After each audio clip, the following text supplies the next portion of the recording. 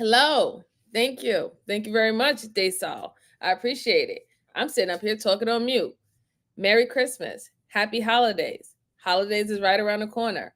We all know that the Monday week is the first day of the week. Not really looking forward to it, but I hope that you had a good Monday today. And I hope that you continue to have a good Monday throughout, oh, well, I'll say a good week throughout the rest of the week, right? So we're going to do trivia.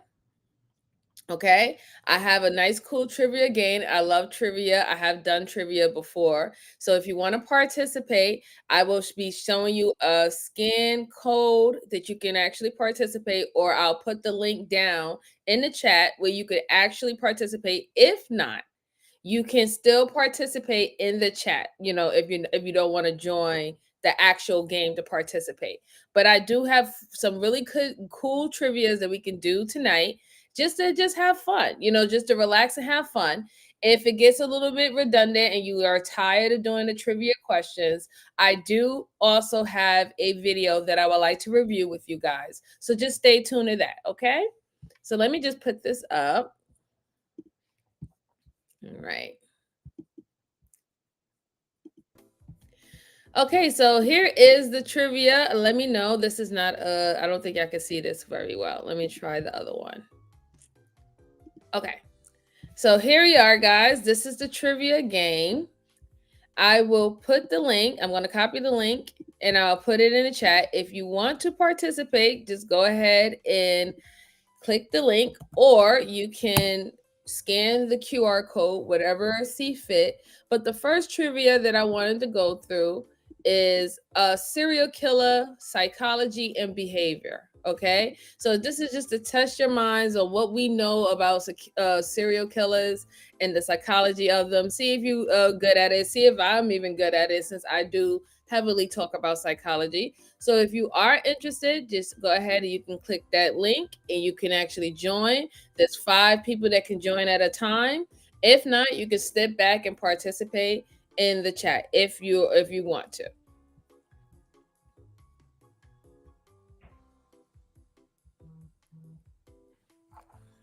Okay, let's see.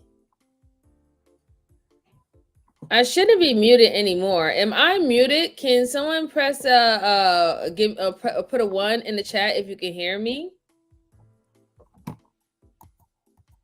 Can you hear me? It won't take you there? Okay, so let me just try again.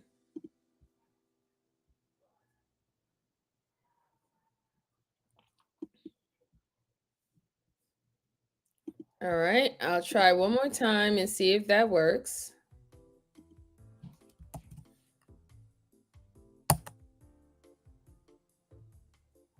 Oh, you can hear me. Good, good. I'm glad that you can hear me. Thank you.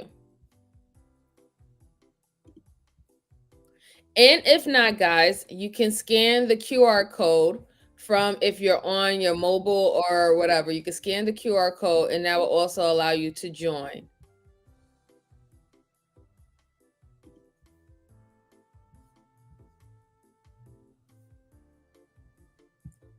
All right, so we have one person in there. Okay, we have Miss Jalen. All right, good to go. Oh, she's switching her. Okay, all right. I see you. She's switching her avatars. I see you, girl. Okay. She's like, I'm about to be everybody. Shoot.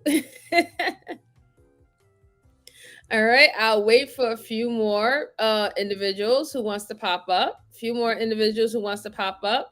If not, me and Miss Jalen will be on the roll and we'll start this game going. And y'all can still follow suit in the chat. Okay. All right. Let me give a few more minutes and then we will go.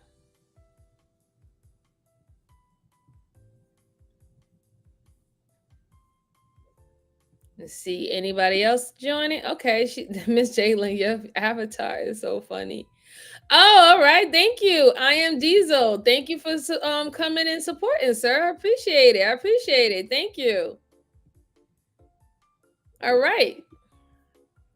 So I think 2 players is enough. If anybody's interested in joining again, they could start. So let's just start the game, shall we? Okay. It says, what term describes killers who take pleasure for the pain and terror of their victims? So you have organized killers, vegetarians, thrill killers, and hedonistic killers.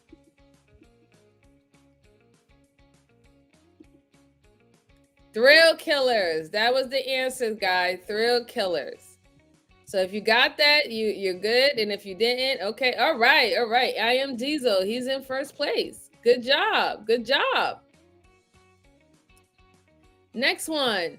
What infamous serial killer claimed to be instructed by demons to murder? 15 minutes and counting.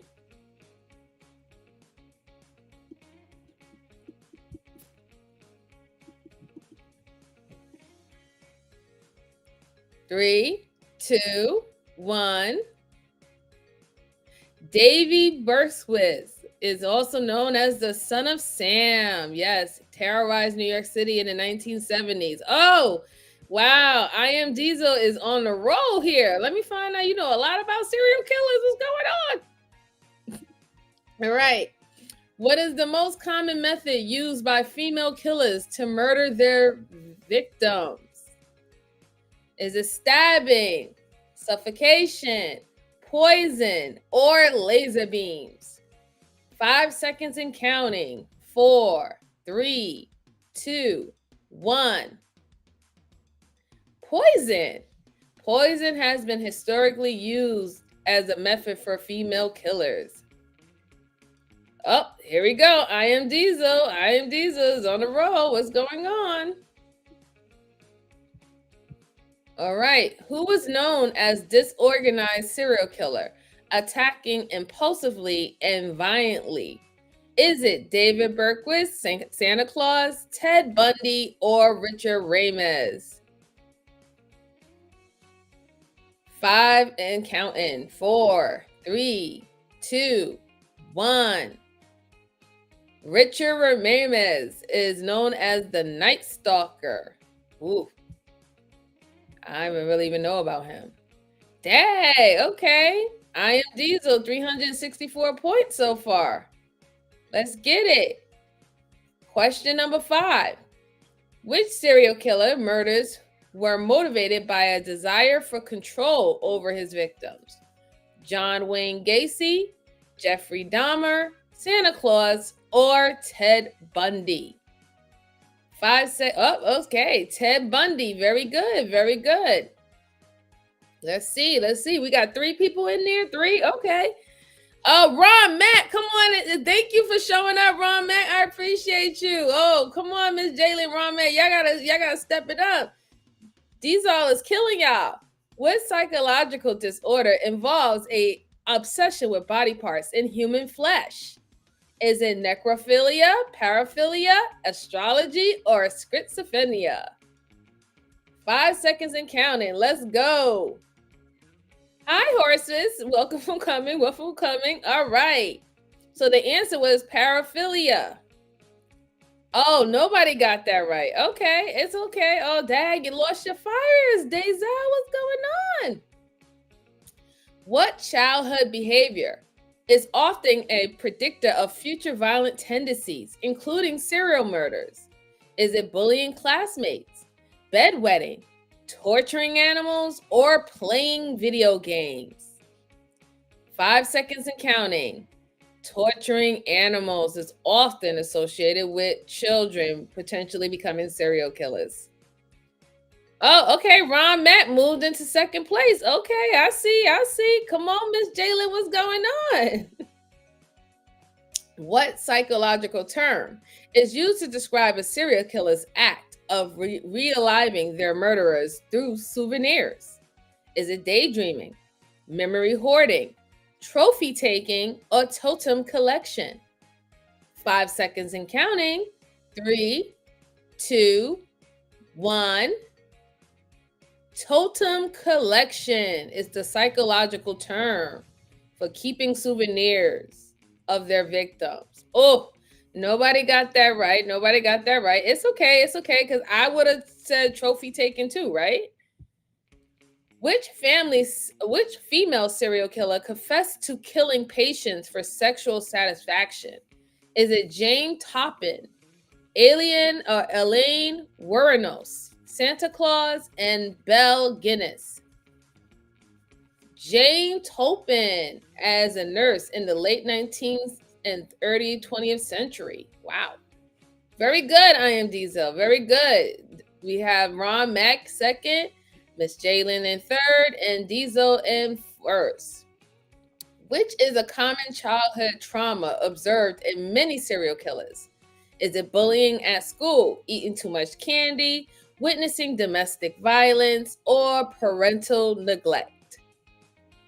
5 seconds and counting. 3, 2, 1. Parental neglect is the common childhood trauma observed in many serial killers. Wow. Very good, Diesel. All right. Diesel still remains in first, Ron Mack second, and Miss Jalen is third. Which serial killer had a history of collecting body parts, including human flesh, from his victims? Is it Jeffrey Dahmer, Ted Bundy, Santa Claus? Ed Gein is infamous American serial killer, body snatcher, was known for exhuming. Oh, wow. Okay, nobody got that right. I wouldn't have gotten that right either. So I was literally thinking Jeffrey Dahmer for a moment. What serial killer known for chilling details in his true crime case claimed to be fulfilling a religious mission? Is it Ted Bundy, Saeed Hani, Santa Claus, or David Berquist? 5 seconds and counting, guys. Saeed Hani was an Iranian serial killer. I didn't even know that. Oh, all right. Ron Mack and Diesel. Okay, y'all knew that. All right. Good to go.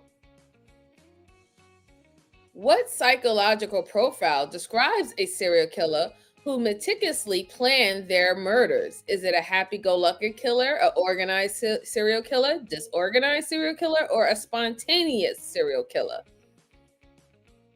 Organized serial killer is characterized about being meticulous. Yes, exactly. All right, yay! Both of them, all three got it. Very good. Everyone is a winner. There we go. Which serial killer believes he was commanded earthquakes through human sacrifices? Is it Santa Claus, Herbert Mullin, Ted Bundy, or David Berquist? Herbert Mullin, American serial killer, active in the early 1970s. Wow. All right, there we go. Miss Jalen's catching up, and we have I am Diesel is in the first. What infamous U.S. serial killer was known for killing women in California during the 1970s? Now, y'all better know this. Y'all better know this. Ted Bundy. Yes, Ted Bundy. Over 30 women, absolutely, in California. Oh, I am Diesel got that right. Oh, man. Ron Mack and Miss Jaylee, y'all was on the roll. What happened? What historical term is used to describe a serial killer who kills victims over a period of time with no cooling off period? Is it a mass murderer, a hedonistic killer, ice cream killer, or a spree serial killer? 5 seconds and counting, guys. Spree serial killers is used to describe that. Multiple murders in a short time. Oh, all right. I am Diesel with 1,108 points. First place. Ron Mack second. Miss Jalen third. Which notorious serial killer was known for targeting women and killing them in a well-planned manner? Y'all better know this. Y'all better know this. Just remember the face. Yes, Ted Bundy. Yes, exactly. He used charm and intelligence. Exactly. Oh, wow. Miss Jalen came in and scooped second place to Ron Mack. What? Which serial killer is remembered for chilling details in his letters to police, taunting them with clues. Zodiac killer, Santa Claus, Zodiac killer, exactly. Yes, he used to taunt the law enforcement. Absolutely. All right, Miss Jalen and Diesel got that right. Very good, very good. Ron Mack is in third. What type of serial killer gains satisfaction from controlling and dominating their victims? Is it a visionary killer, vegetarian killers, mission orientated killers, or power/control killers?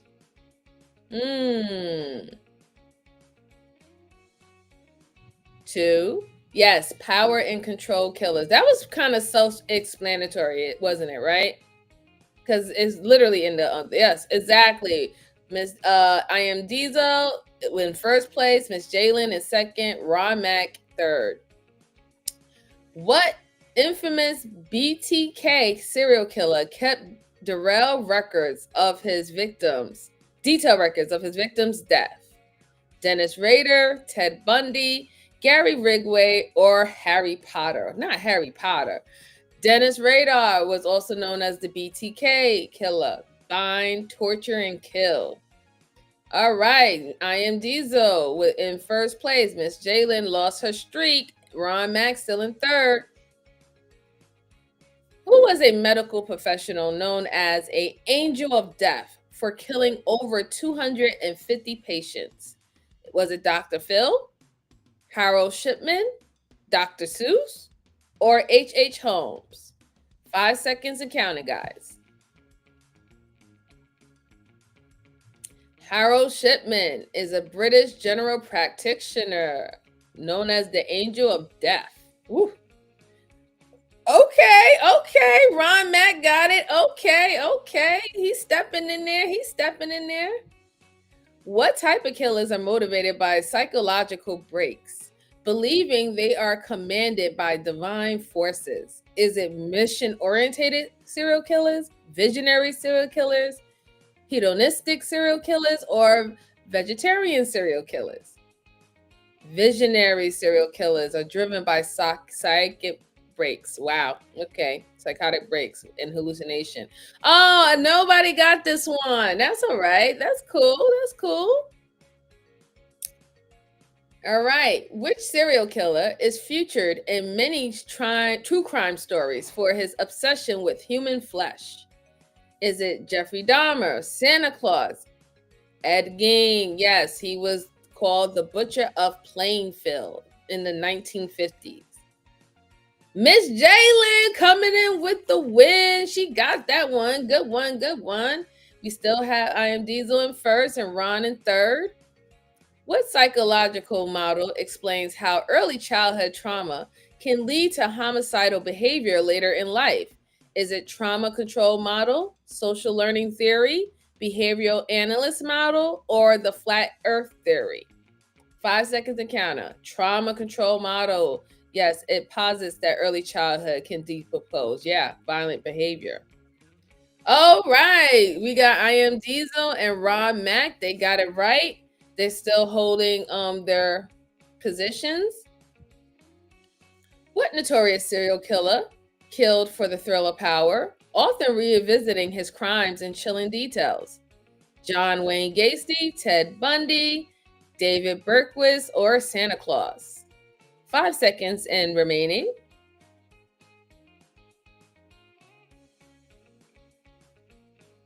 Ted Bundy, yes, he, like I said, known for using his charm. He was very detailed about his accounts of the murder.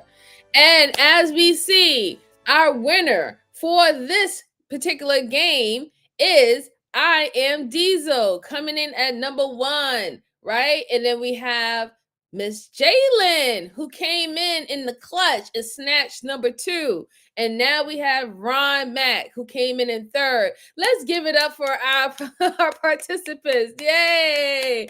I hope you like this trivia because this is something brand new. And I had to download it and become it. It's called Trivia Nerd. So you actually get really good questions.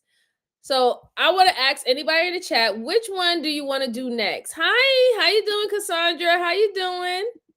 It's good to see you.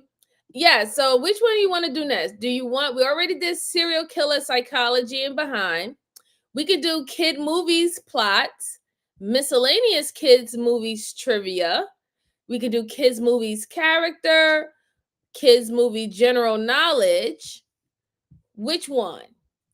Which one do y'all want to do? Or y'all want to do Oktoberfest, historical and international serial killers? You want to do serial killers profiles? You let me know in the chat which one do you want to tackle first. Let's see. You say running from Diesel. You want to do kid movie? Okay, kid movie is good. Yeah, I think kid movie is good. Okay, kids movie trivia. Good, excellent. All right, all right. So we're gonna do kid movie. Do you want the plots or the movies? Okay, miscellaneous movies. All right, here we go. There we go. All right. So again, if anybody wants to join, here is the link, guys. You can join. This allows for 5 people to join the game. We already have 3, so that means we have 2 more slots available to join if you want to actually join the game. Like I said, you can scan with your the QR code, or you can actually hit the link to join. Okay. Oh, how you doing? I don't know what that says. I wish I could read that. But good to see you. Thank you for stopping by. All right. So I'll wait. I'll give 1 minute just in case if anybody else wants to join. If not, I'm going to go ahead with my 3 contestants. I'll go ahead with them, and you can go ahead and participate in the chat if you like. Okay. So this is fun. So I'm expecting all y'all to get all these the kids movie trivia. Y'all better be on it, right? I'm expecting everybody to know everything. Okay. Y'all better have some kids. Y'all better have some cousins. Y'all better have some nieces and nephews, and y'all better know. Hi, how you doing? Thanks for stopping by. I appreciate you. All right, so we're gonna just go ahead into it. If you want to join, you can still have the link. You can join when you want to. Ron Mac, literally, like Ron Mac, you was killing me with that. You was killing me with your avatar. Hold on, Ron. Oh, you was killing me with your avatar. Wait, hold on. You keep on changing. Oh, okay. Wait, Miss J. Okay, I don't know who Miss J is, but thank you for joining. I appreciate you. All right, all right. We got 4 people. We need 1 more contestant if you want to join. If not, we're going to just go on ahead and go with it. You can still join while we're in it. Let's get into it. All right, first one. What is the main theme of the 400 Blows? Is it cooking recipes, adolescent and freedom, coming of age and rebellion, or space exploration? Let's see. The answer is adolescent and freedom. That's what that theme is for. Oh, nope, we don't have nobody. I don't think nobody got it yet. All right, but it says I Am Diesel is 1. All right, so this is an easier one. In Harry Potter, what house does Harry belong to? Mordor, Hufflepuff, Ravenclaw, or Gryffindor? Now, y'all better know this answer. Y'all better know. 5 seconds and counting.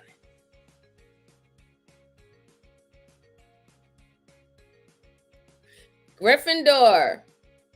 Yes, that was like too easy. If y'all didn't know that, like, come on now. Come on. Oh my God. Really, Miss J? Ron Mac? Really? I Am Diesel is in first. Ron Mac is in second. What animated characters film features a family of superheroes? Is it The Godfather, The Incredibles, Megamind, or Big Hero 6? We got 5 seconds and counting, guys.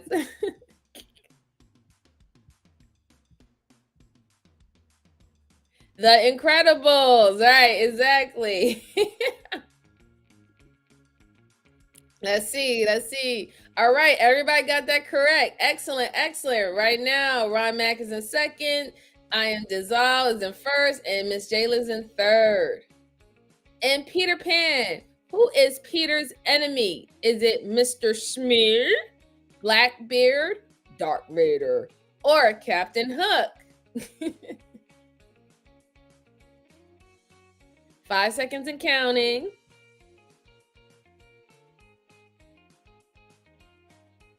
Captain Hook. Yes, he was Peter's enemy. Y'all better all got that correct, seriously. Yes, everybody got it correct. Good, excellent. How about to say? All right. In The Lion King, what is Simba's journey? Is it to find Atlantis? Is it to become king? Is it to rescue a princess? Or is it to defeat Scar's army? 5 seconds and counting.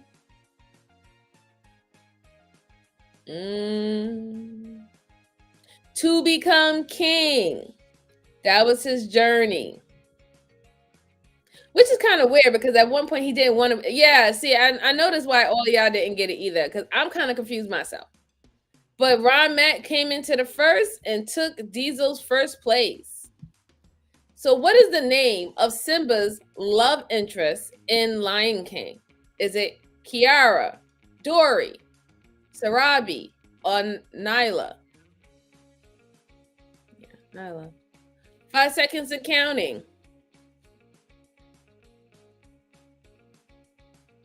Nyla, yes, she was Simba's childhood friend and became his love interest in the movie. Good. Everybody got it. Good, good, good, good. Excellent, excellent. I was about to say, I was about to be looking at y'all sideways. I'm just saying. All right. In the Raiders of the Lost Ark, what artifact in Indiana Jones is searching for? Is it the Crystal Skull? Is it the Spear of Destiny? Is it the Ark of Covenant or the Holy Grail? Remember, Raiders of the Lost Ark. The Ark of the Covenant. He was on a quest for that. Oh, I know what y'all thought. Y'all thought it was the Holy Grail, right? I thought so too. They kind of confused me on that one. Who directed Spider-Man in the Spider-Verse? Into the Spider-Verse? Was it Phil Lord, Chris Miller, Steven Spielberg, or Bob Perschetti, Peter Ramsey, and Rodney Rothman? 5 seconds and counting.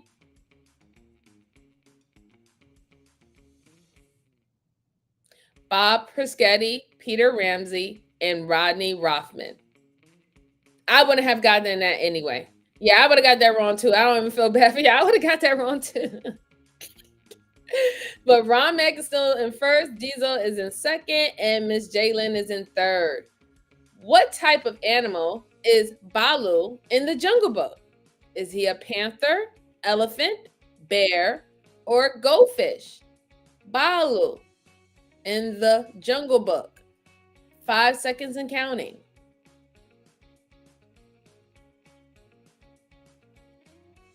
Bear. Yes, he was. Baloo is a bear. Correct.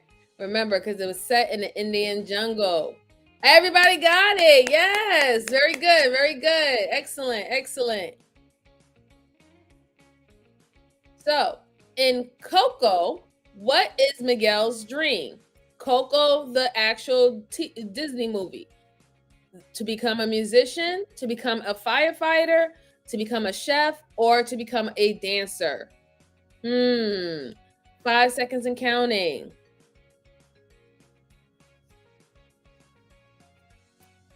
To become a musician, yes.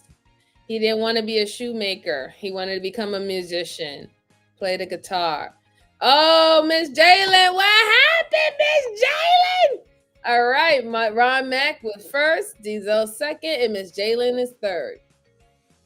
So in Paddington 2, what is Paddington's bear's favorite food? Is it jam, honey, pizza, or marmalade? I didn't see Paddington 2. 5 seconds and counting. I didn't see it, so I can't tell you. Marmalade. Okay, all right. So he's known for loving marmalade. Interesting. Yeah, yeah. Up. I am Diesel. Back in the clutch. Back in the clutch. He got his first place back.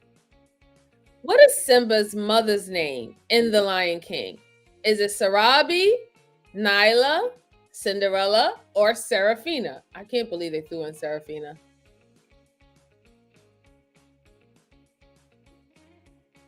Five seconds of counting.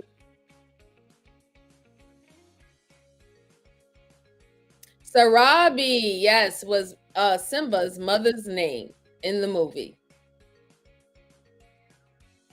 What? Oh, Ron Max came in the clutch. He took it. He took it. He's back in the top. All right.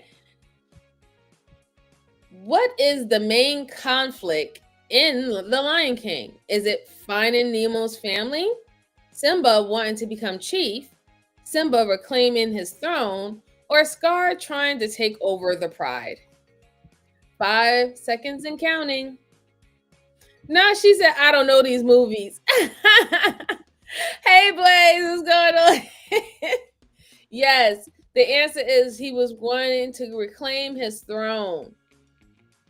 Okay, Ron Mack with the first. I am Dizal in the second. Miss Jalen in the third. So in the story, in Toy Story, what character tries to replace Woody? Is it SpongeBob SquarePants? Is it Mr. Potato Head? Is it Jesse? Or is it Buzz Lightyear? 5 seconds and counting.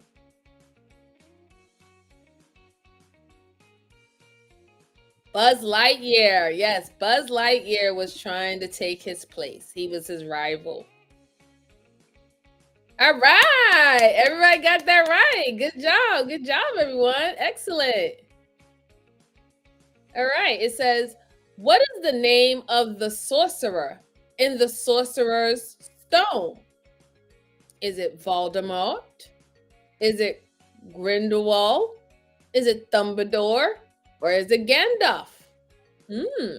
5 seconds and counting.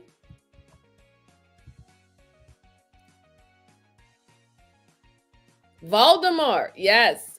That is Sorcerer's Stone. Isn't that the first movie? Yes. Good. Everybody got it. Excellent. Excellent. How about to say? Not your grandma. Not your grandpa. Your grandpa. Really? Really, NATO HQ? Really? Who voices Olaf in The Frozen? Is it Josh Gad? Is it John Krasinski, Morgan Freeman, or Jonathan Groff? Josh Gad is the one who provides the voice for Olaf. I would have known that. Oh, Miss Jalen knew. All right. And Ron Mack. Good job, guys. Okay.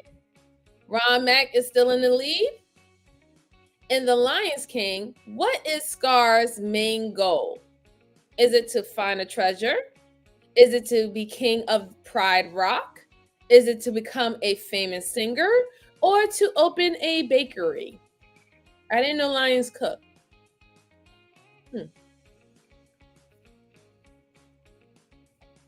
It was to be king of Pride Rock. Let's see the contestants' answers.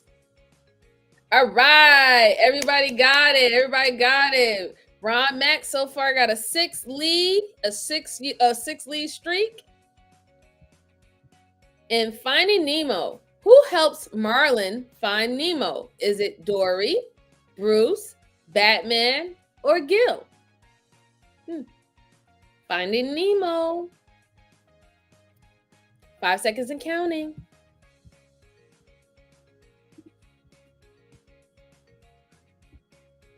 Yes, it was Dory.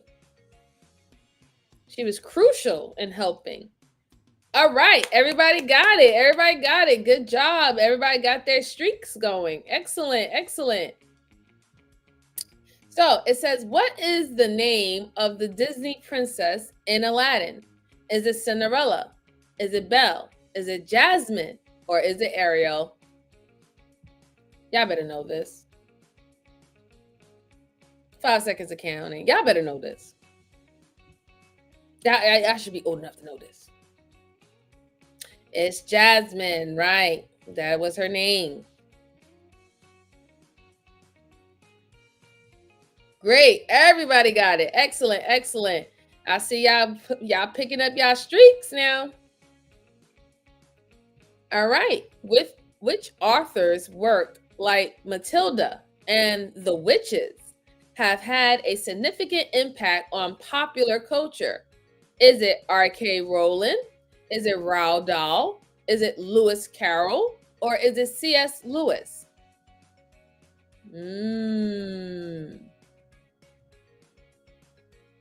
Roald Dahl is a British author who did Matilda and the Witches. I used to love the Witches. Oh, everybody got it wrong. It's okay. It's okay. Oh man, y'all lost y'all streaks. Oh no. All right. Who is the lead character in Sleeping Beauty, guys? Is it Belle, Cinderella, Batman, or Aria? Oh, I can't even pronounce that. Aria. 5 seconds and counting.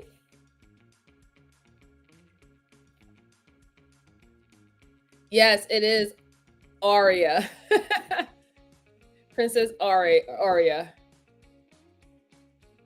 Oh yeah. Okay. Oh my God. So Miss Jalen was able to come in the clutch in second. Ron Mack got first though, and we have a Dizal in third. So who directed The Emperor's New Groove? Was it John Ladester? Is it Roger Ehlers? Is it Steven Spielberg or Mark Dindal? 5 seconds and counting.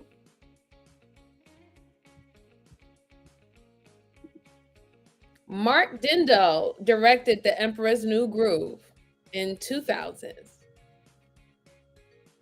Oh, everybody got it wrong. Oh no. He said it's a no score party in here.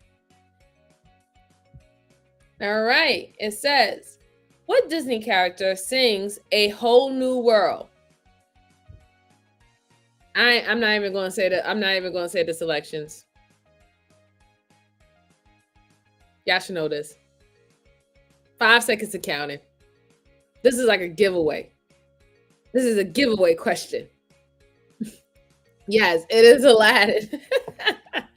Literally, like that is like this whole movie is notorious for that. Exactly. Everybody got it. Good. Excellent.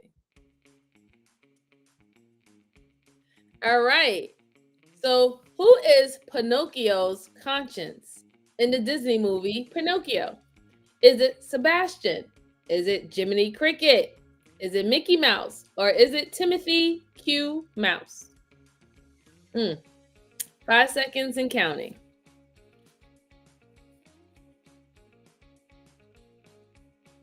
Jiminy Cricket, exactly. 1940s Pinocchio. All right, Ron Mack and Miss Jalen got it. All right, okay. I am dissolved. What's going on, man? You was the first, like in the first round. What happened? What does Swahili phrase Hakuna Matata mean in The Lion King? Delicious food, no worries, no problem, or goodbye.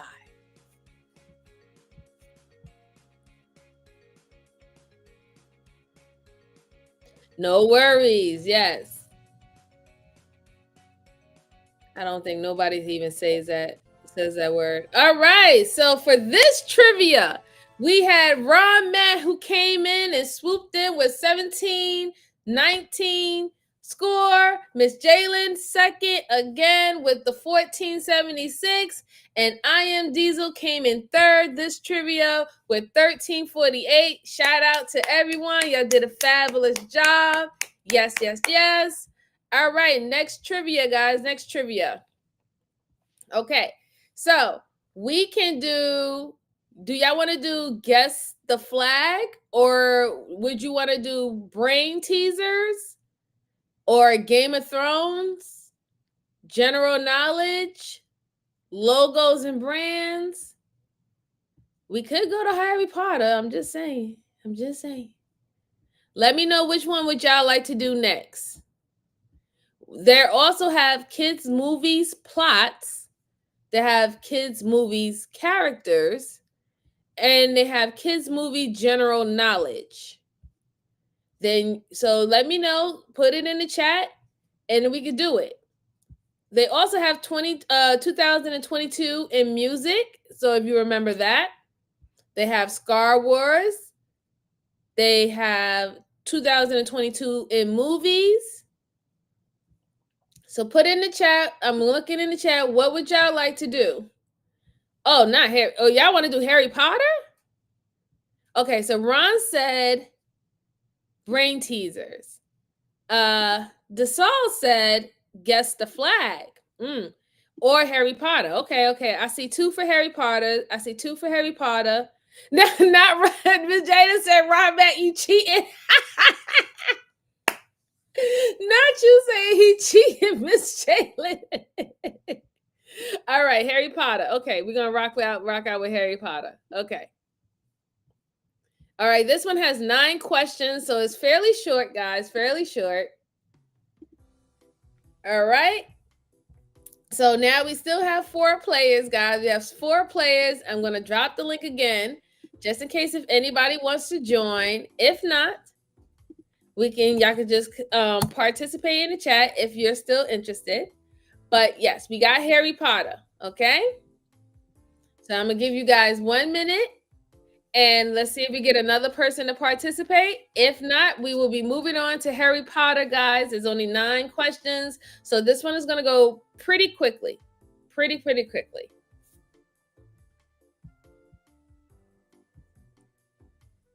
Oh, not y'all changing y'all avatars. Is that supposed to give y'all powers or something?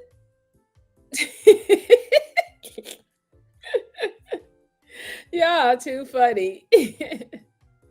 And also, guys, you can also scan the QR code if that's easier for you to actually join the game. Okay.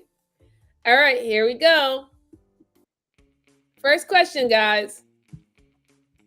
What is Harry Potter's middle name?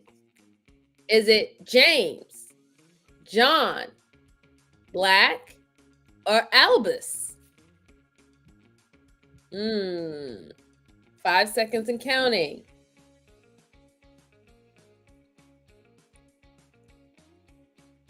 James. Harry Potter's middle name is James. Let's see how everybody did. Okay, Ron Mack with the first, Miss Jalen with the first. I Am Diesel came in third this time. Let's see. Voldemort intentionally created 7 horses. Is this true or false?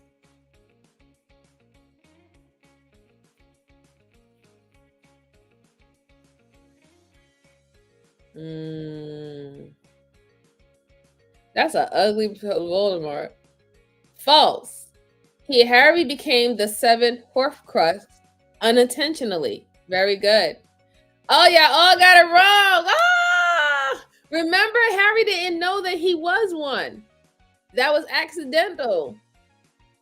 Okay, so what are the employees of the Department of Mystery called? The Unspeakables, the Obliviator, the Watch Wizard, or the Aurors?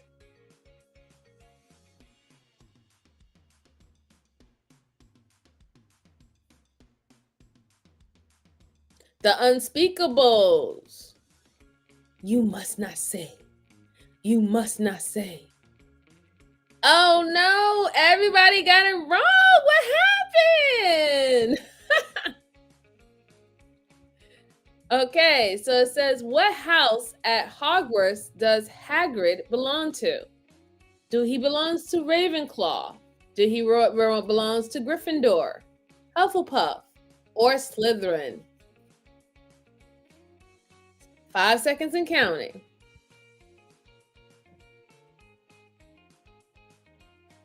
Yes, he belongs to Gryffindor. Shouldn't have said that. All right, I am Diesel moved up to second place, and Miss Jalen is in third. Ron is still in first. What is the name of Harry Pet's owl? Is it Wings, Screech, Fluffy, or Hedwig?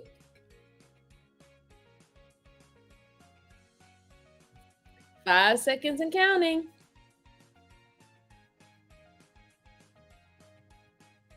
Hedwig. Let's see how everybody do. Everybody did good. All right. Everybody got that right. Congratulations. Okay. Next one. Who is the ghost of Gryffindor house? Is it Moaning Myrtle? Is it the Gray Lady? Is it the Fat Friar? Or is it the nearly headless Nick? Who is the ghost of Gryffindor's house? Nearly headless Nick. Let's see how everybody did. All right, Ron, Mac, and Diesel, they got it. Miss Jaylee didn't get it. It's okay. It's okay.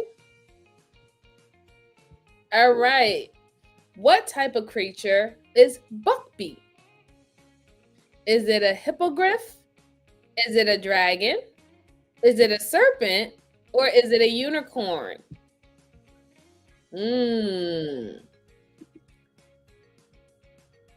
Not you, Sir Hufflepuff. Not you thinking it's Hufflepuff. Come on.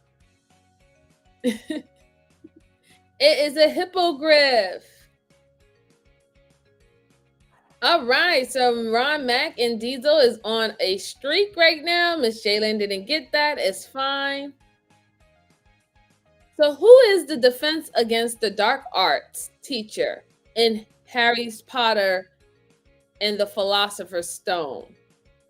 Is it Professor Moody, Professor Quirrell, Professor Snape, or Professor McGonagall?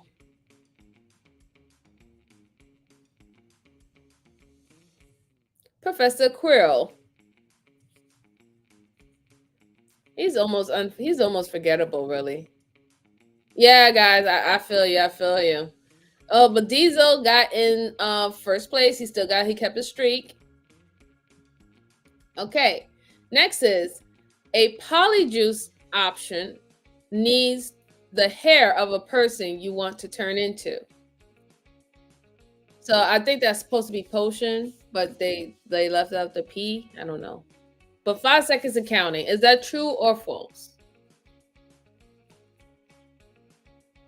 That is true. You need the hair of a person.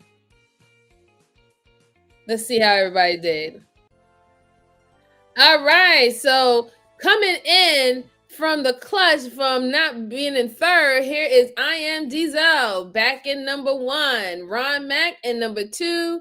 And Miss Jalen is in number 3. Shout out to you guys. Shout out to you guys. This is awesome. It's awesome. Okay.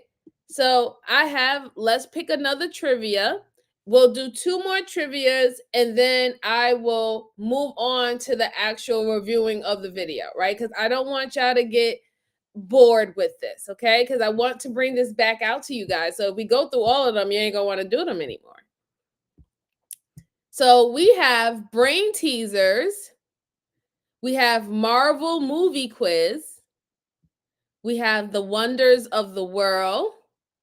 We have guess the animals. We have horror movies. Wait a minute. How do they say Sesame Street is hard? How is Sesame Street hard? What? We have guess the flag. We have Star Wars. Again, we still have horse breeds, use and interaction. We have horse behavior and training. We have Texas economy and industry, but that's not fair because that's only going to be fair to somebody who lives in Texas and know everything about Texas. So we have Oktoberfest, the history of Oktoberfest, the logistics and security. So tell me which one y'all want to use. Y'all want to do a Marvel? You want to do general knowledge? You want to do a brain teaser? Okay, so Desal says he wants to do guess the flag. What do everybody else want to do? Who wants to do guess the flag? Or you want to do brain teaser, Sesame Street, President's Day, horror movies, Disney characters? You choose. You choose. You guys choose. Oh, he wants to do he's adamant. He's like, I want to do guess the flag, guess the flag, guess the flag. Okay, all right. So if nobody else is gonna put their option in, I guess we're gonna go with guess the flag. Let's go with guess the flag. All right, this is 10 questions. So here we go. Okay, so I'm gonna leave a couple, maybe 1 minute.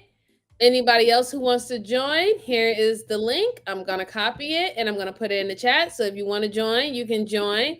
If not, you can still participate in the chat if that's what makes you comfortable, or you can scan the QR code.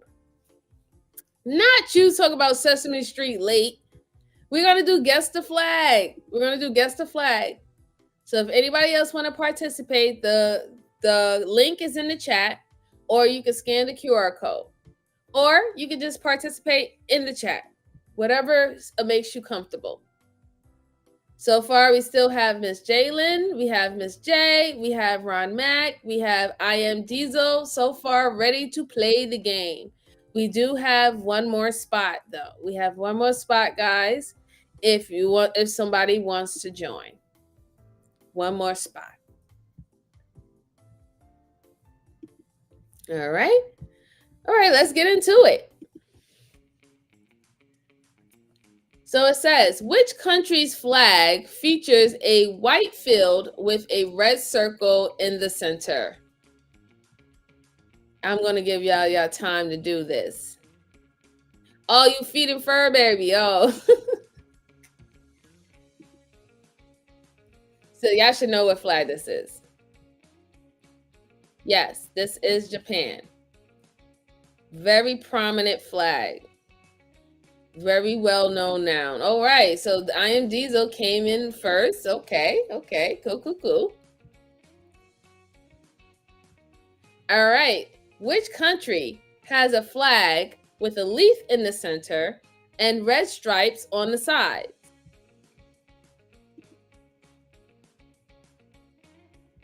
If you know, put it in the chat. If you don't know, it's okay.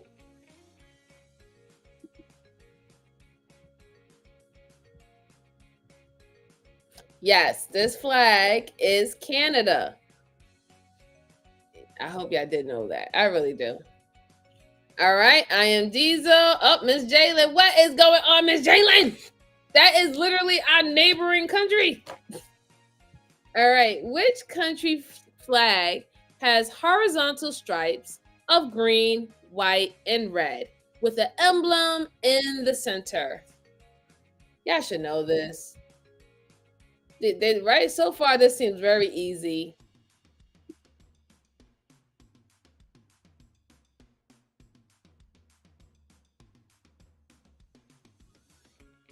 Yes, it's Mexico. All right, I Am Diesel is leading right now. Okay, so it says, what country's flag features a blue cross on a white field? Ooh. I hope y'all get it right.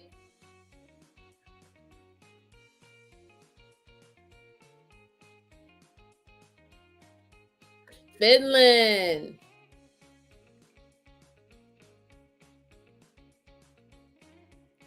All right, so I Am Diesel is so far as in the win. Which country has a flag with horizontal stripes of red, then white, and then finally blue? Let's see if y'all get it right.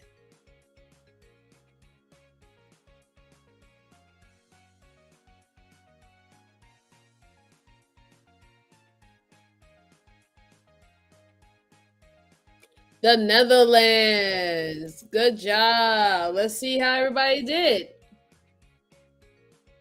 All right, Miss Jalen and Dimzo got it right. Good job, guys. Good job. Okay, so what country's flag has a white field with a blue star of David in the center? Y'all should know this.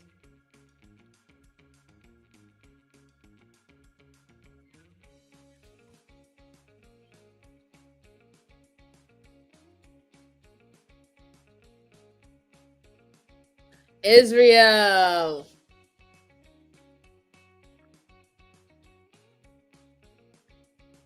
All right, Miss Jalen and I am Diesel got it correct with him in the first so far. Which country's flag has a sun with 32 rays above a soaring golden eagle? Oh, this might be tough.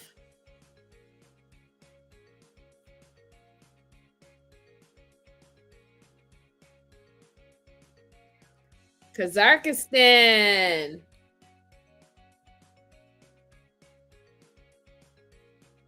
Both got it wrong. It's okay. It's okay. Sometimes I be getting confused with the countries of the stands sometimes.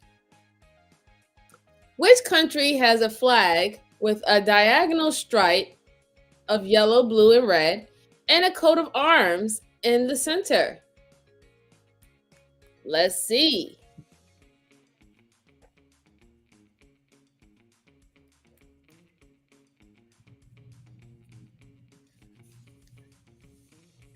Colombia. It literally said they gave the answer away because you can actually see it on the flag. All right, Miss Jalen came in with the clutch. Got that correct. What flag features a red dragon on a green and white field? Ooh. I'll tell you one thing, it ain't England.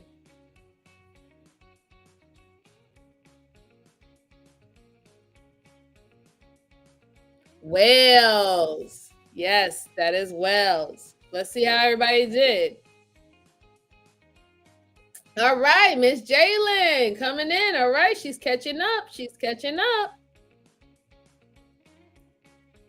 Okay, which country's flag is red with a blue field with white stars in the upper left corner?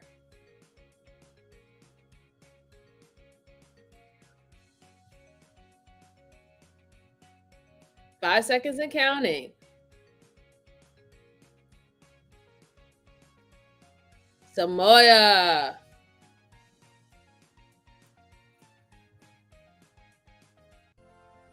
And the winner of this trivia game is once again I am Dizal with Miss Jalen in 2. Good job, everyone. Good job. All right, so since this is the last trivial that we're going to do for tonight, and then we're going to move on to the review of the live stream that I want to review, I'm going to pick this one. We're going to do brain teasers. Okay? 10 questions. I think it will go very well. Hopefully, it will stimulate a little bit more, but we'll do this one.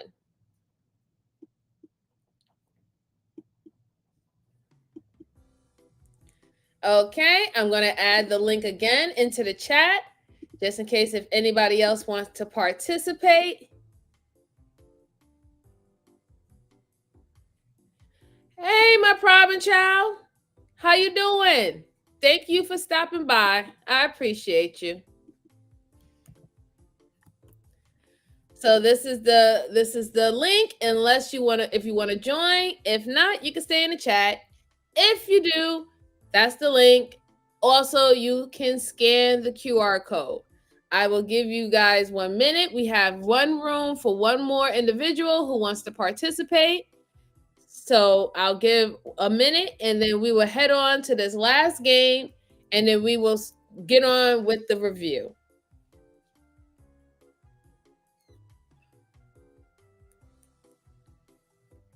But good job to everyone. Thank you for all the ones who have been participating. I definitely appreciate it. I wanted it to be a more laid back kind of night, not something to, rattle your brains with too much stuff. But this review that I have is going to be quite interesting. Y'all will definitely enjoy it.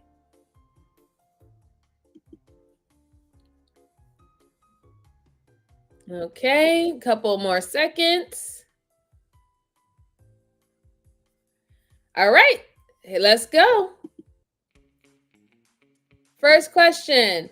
What comes on once in a minute, twice in a moment, but never in 1,000 years?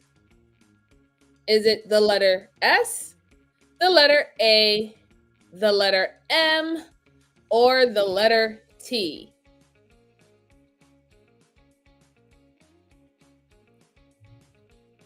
The letter M, right, exactly. I am Diesel, very good, very good. That was tricky, that was tricky. Next one. A farmer has 17 cows, and all but 9 have been sold.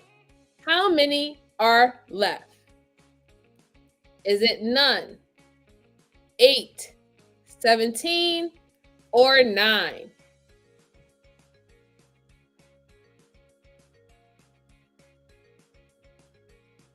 Nine. Yes, that was the answer. Oh no, everybody got it wrong. He said that he had 17 in all, but 9 was sold. Fred's father has 5 sons: Fafa, Fifi, Fifi, and Fofo. What is the 5th son's name? Yeah. 5 seconds.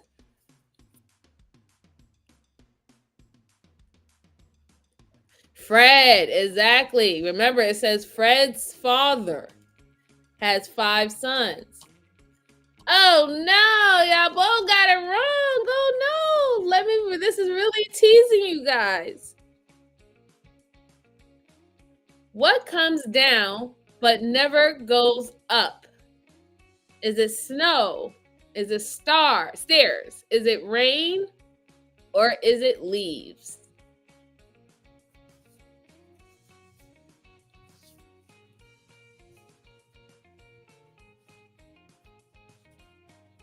Rain.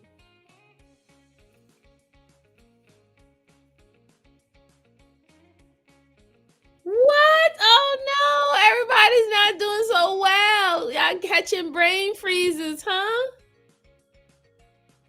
How many months have 28 days?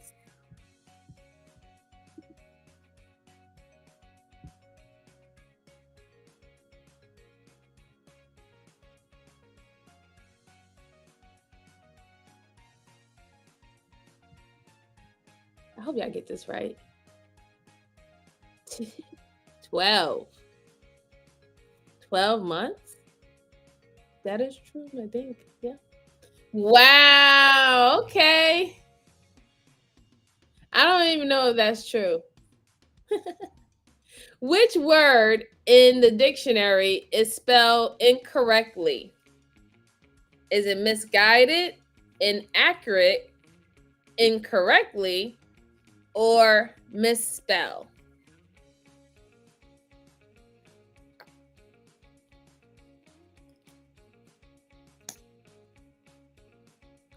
Incorrectly.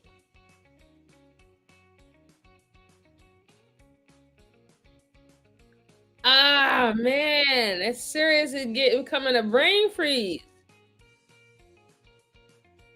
Number 7.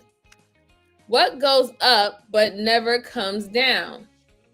Is it age, hot air balloons, a rocket, or an elevator?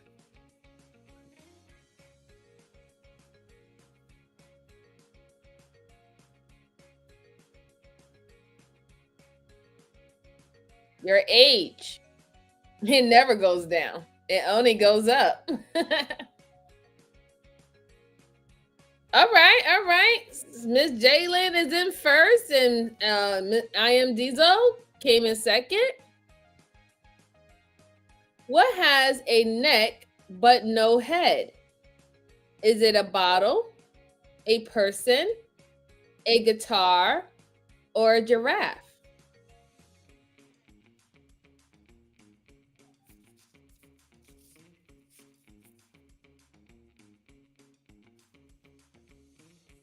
A bottle.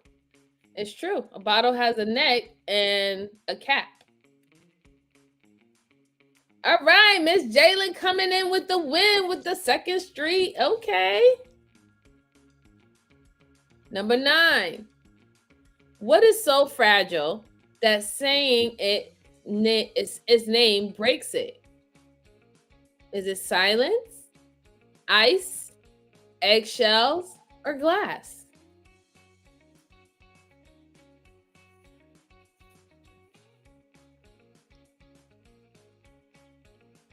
Silence.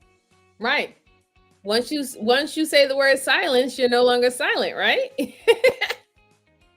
Oh no, you got it wrong. Oh my God, what's going on? All right, last question. What has to be broken before you can use it? A jar, a door, an egg, or a pencil?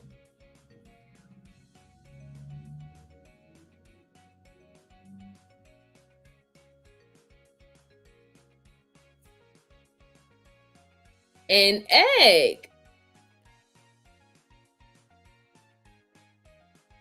Let's see what winners are. And coming in first for the last trivia of the night is Miss Jalen, and second is I Am Diesel. Good job, everyone. Good job. Excellent job. Y'all did a wonderful, fabulous thing. Appreciate y'all. All right. So now we're going to move on to the actual video that I want to go over. And y'all are going to enjoy it. Here we go. So Keke Palmer, if you don't know, Keke Palmer has her own show on YouTube. It's called Baby, This is Keke Palmer. So she had an interview with a dating expert named Matthew Hughesy about 13 days ago. And it's talking about the one might be a 4 and not a 10. So apparently going on stating that the guy or the girl that you think that you might be your one might not be a 10. They most likely could be a 4 or a 5, but that could be your actual person. So I wanted to deep dive in this conversation and see what they were really talking about. I only briefly looked at it, but we're going to look at it. Okay. So let me set this up real quick. Okay. And here, let's see. This is the best one. I think this is better. Okay. So here we go. Let's see what they're talking about. Good old folks over at Airbnb. This holiday season, be sure to check out the most loved homes on Airbnb by taking a look at guest favorites. Take it from me, some trips are better in an Airbnb. Now, let's start the show. People are often horrified to learn that years and years of bending over backwards to please someone didn't make any difference with how cold or callous that person could be at the very end of it all. I think a lot of times people don't want to talk about it, but it's like, I already got God that loves us unconditionally. When it comes to this relationship, I do have conditions. If you're stalking someone's page 2 years back and looking at like what they wrote about... He clocked me.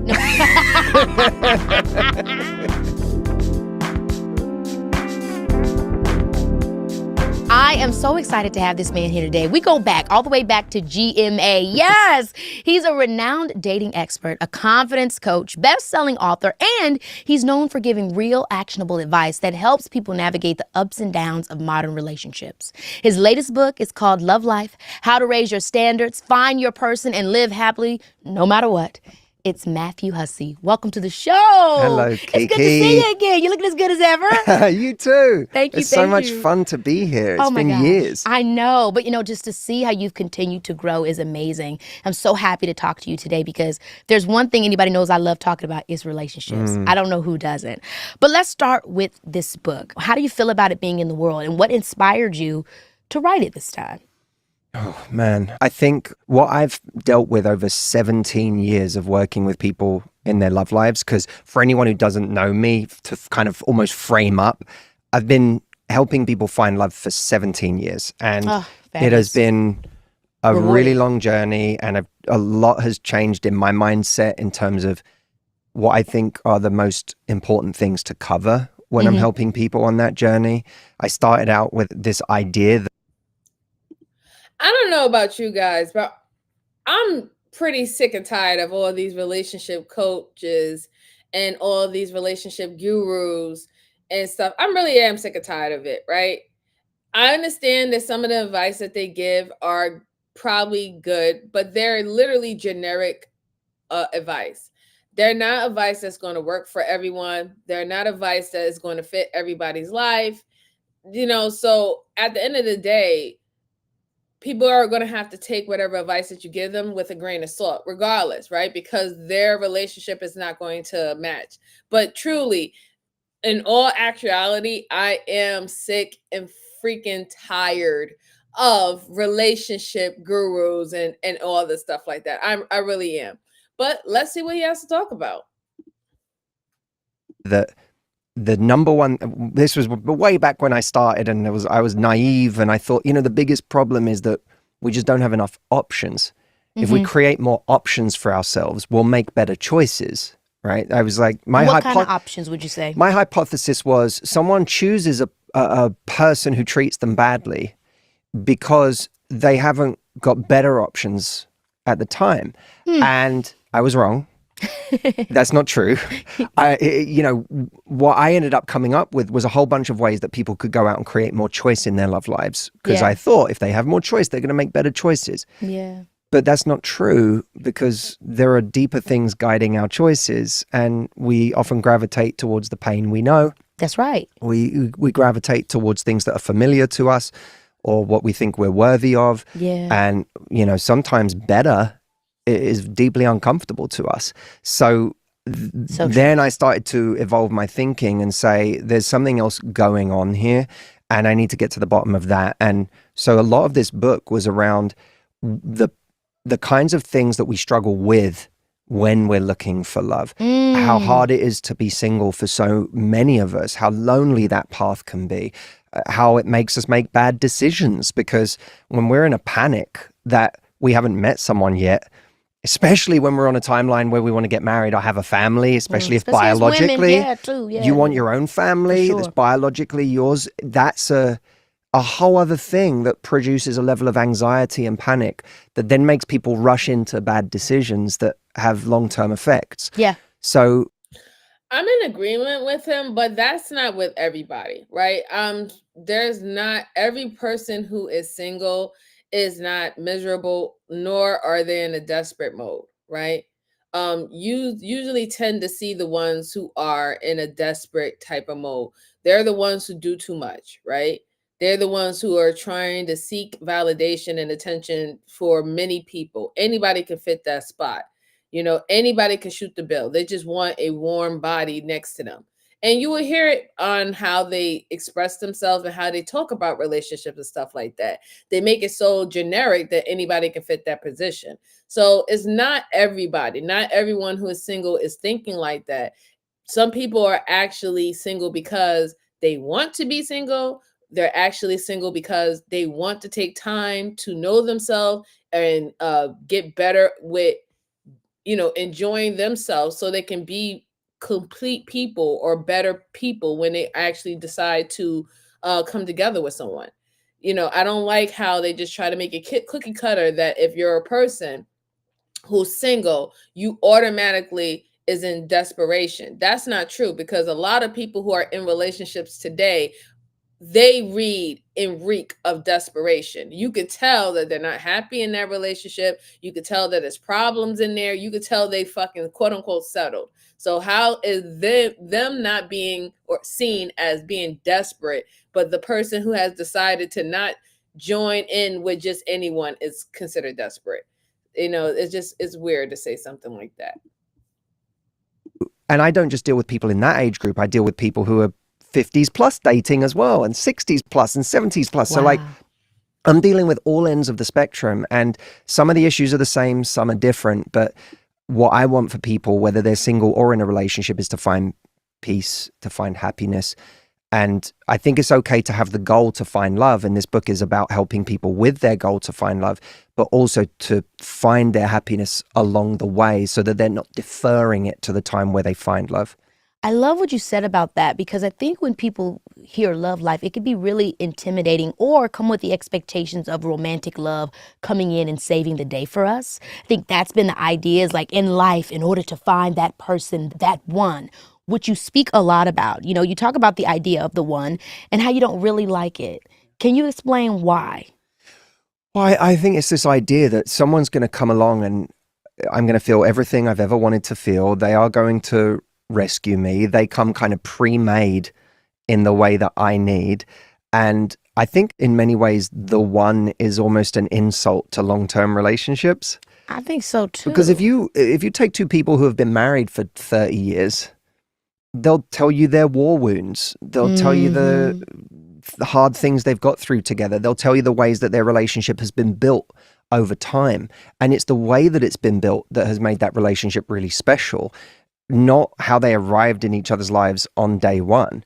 We need certain things in the beginning. We need a degree of chemistry. Yeah. I don't think we need the most chemistry we've ever felt in our entire lives. Like that's a trap, right? Yeah. So I always say, don't comparison. That's tied to the options thing. Well, it's like, Because then it's like you're forever searching in a million options where it can keep getting better or worse. Honestly. right, you're trying to optimize, and optimizing is very dangerous when it comes to human beings, because you can't just say, I want a little less of that and a little more of that without getting a whole new bag of things with that person. Everyone's coming with new challenges. So, in the beginning, I always say, don't comparison shop for chemistry. Like, don't compare the chemistry you feel with this person in front of you, who might be very calming in some ways and might feel like home in the best possible way, and you can be more of yourself around them, but you don't feel the extreme of chemistry that you felt with that person you had a 3-month fling with 3 years ago. Well, let's talk, because the 3-month fling was just anxiety. Let's talk about the delineating factors of what that looks like, because I think we hear a lot of conflicting things where it's like, love should be easy, it shouldn't be hard, but it's like anything you want comes with challenges. How do you actually know what it is when you are with that person that, maybe the chemistry is great, maybe it's not most extreme, but you like them, but they got some problems and you got to work with them? I think that what they're kind of like talking about or leading on is just that there's people who have fantasy dreams about what their said relationship is and what the relationship is supposed to do for them in their life, versus ones who don't have no fantasy. They just want to align with what society tells them to, right? But at the end of the day, both are extremes. Both are on different sides of that same pole, right? You can be very delusional and think that that person is your knight in shining armor, or that girl is your princess, your girl, your dream girl, blah blah blah. And you have other people who be like, well, society says that I'm supposed to be laid up with someone, making kids with someone, so I'm just gonna just lay up and make kids with someone. I think that there are streams on both, and I think that we need to talk about both of those things, right? Because there's a lot of people who do go for that fairy tale situation. You check everything on their list, and then they get upset when that something else pops up that they didn't know about this person in their list, right? And then you have a lot of people who settle for whatever that list was. Oh, this person only hit 3 or 4 in my list, and then they look at the other things and they're in a mindset or of wanting, of always without, always needing something, which usually calls for resentment, which usually calls for them to step out on their relationship. So we need to identify both things that's happening on both different sides of the spectrum. And how many years do I put to that? And when my so how do you distinguish when a relationship is an opportunity to grow with someone or something that really just may not be right for you? Because I think that's really hard. That's a great question. There has to be certain raw materials there that you can work with, right? And you always have to be looking at your time, because no one cares about your time the way you do. Like, no one else is responsible for your time. And we often put our time in someone else's hands, and we say, if they're not quite ready for a relationship, I'll just give them more time, which in some cases might be okay to do. But if year after year you're saying that, hoping that this person's got your back, and one day this investment you're putting into them is going to come good, then very far from what you need in terms of how much they respect you, how much they show up for you, how much they invest in you. But you're thinking that the more you invest in them, the more one day that's all going to pay off. That's just not true. People are often horrified to learn that years and years of bending over backwards to please someone didn't make any difference with how cold or callous that person could be at the very end of it all. And that's a really stunning realization to have that. So yeah, I mean, that's definitely true. I can definitely agree with that, right? That we do have a bad habit, but I think it's a bad habit when it comes to society that conditions people of believing that, right? That all good things come to those who wait. So you tell the person, they tell the girl, oh, you follow all these rules. When you're younger, you do this, you do that, and you're going to get the perfect situation. You're going to get the perfect outcome. You say that to a man, you do A, B, C, and D, or you're going to get the perfect woman, or you're going to get the perfect wife, whatever not. And it never ends up that way. Like, can we get to the point where we can just say, society, y'all don't know what the fuck you're talking about. People, we don't really know what the fuck we're talking about, because we are not a monolith and we all don't do the same things. We're all not in the same situation. We're all not from the same walks of life, the same family conditions, the same educational conditions. We're just not the same. We have similarities, but we're not the same. So a lot of these quote unquote unspoken rules is not going to fit the majority of us. It really isn't. And that's just being logical about it. So we just need to just, I guess in a way, have conversations, but always keep in mind that everything is a grain of salt. Everything is a minority when it comes down to relationship. Everything is a minority type of fact or something that we can lean on to as evidence of something occurring. Is a minority, and we be speaking in a lot of things in minority, because we cannot pinpoint anybody's relationships or anybody marriages as being exactly the same. We can't. There's nothing there to even show that. And only things that we do know is for what people want to tell us on both sides, or what we hear on social media or whatever not. That's all we know, right? So everything is done with speculation. Everything is said with perspective. We just have to understand that we really don't fucking know. And we're never going to know when it comes down to relationships.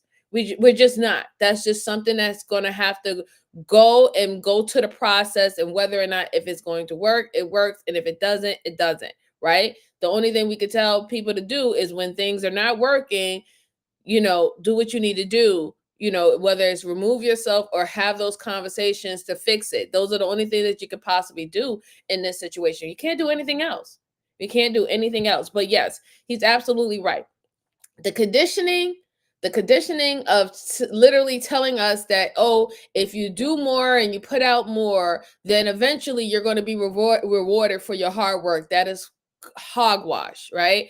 If the person's not doing it in the beginning and they don't do it in the beginning, is no way in hell that they're going to do it in the end.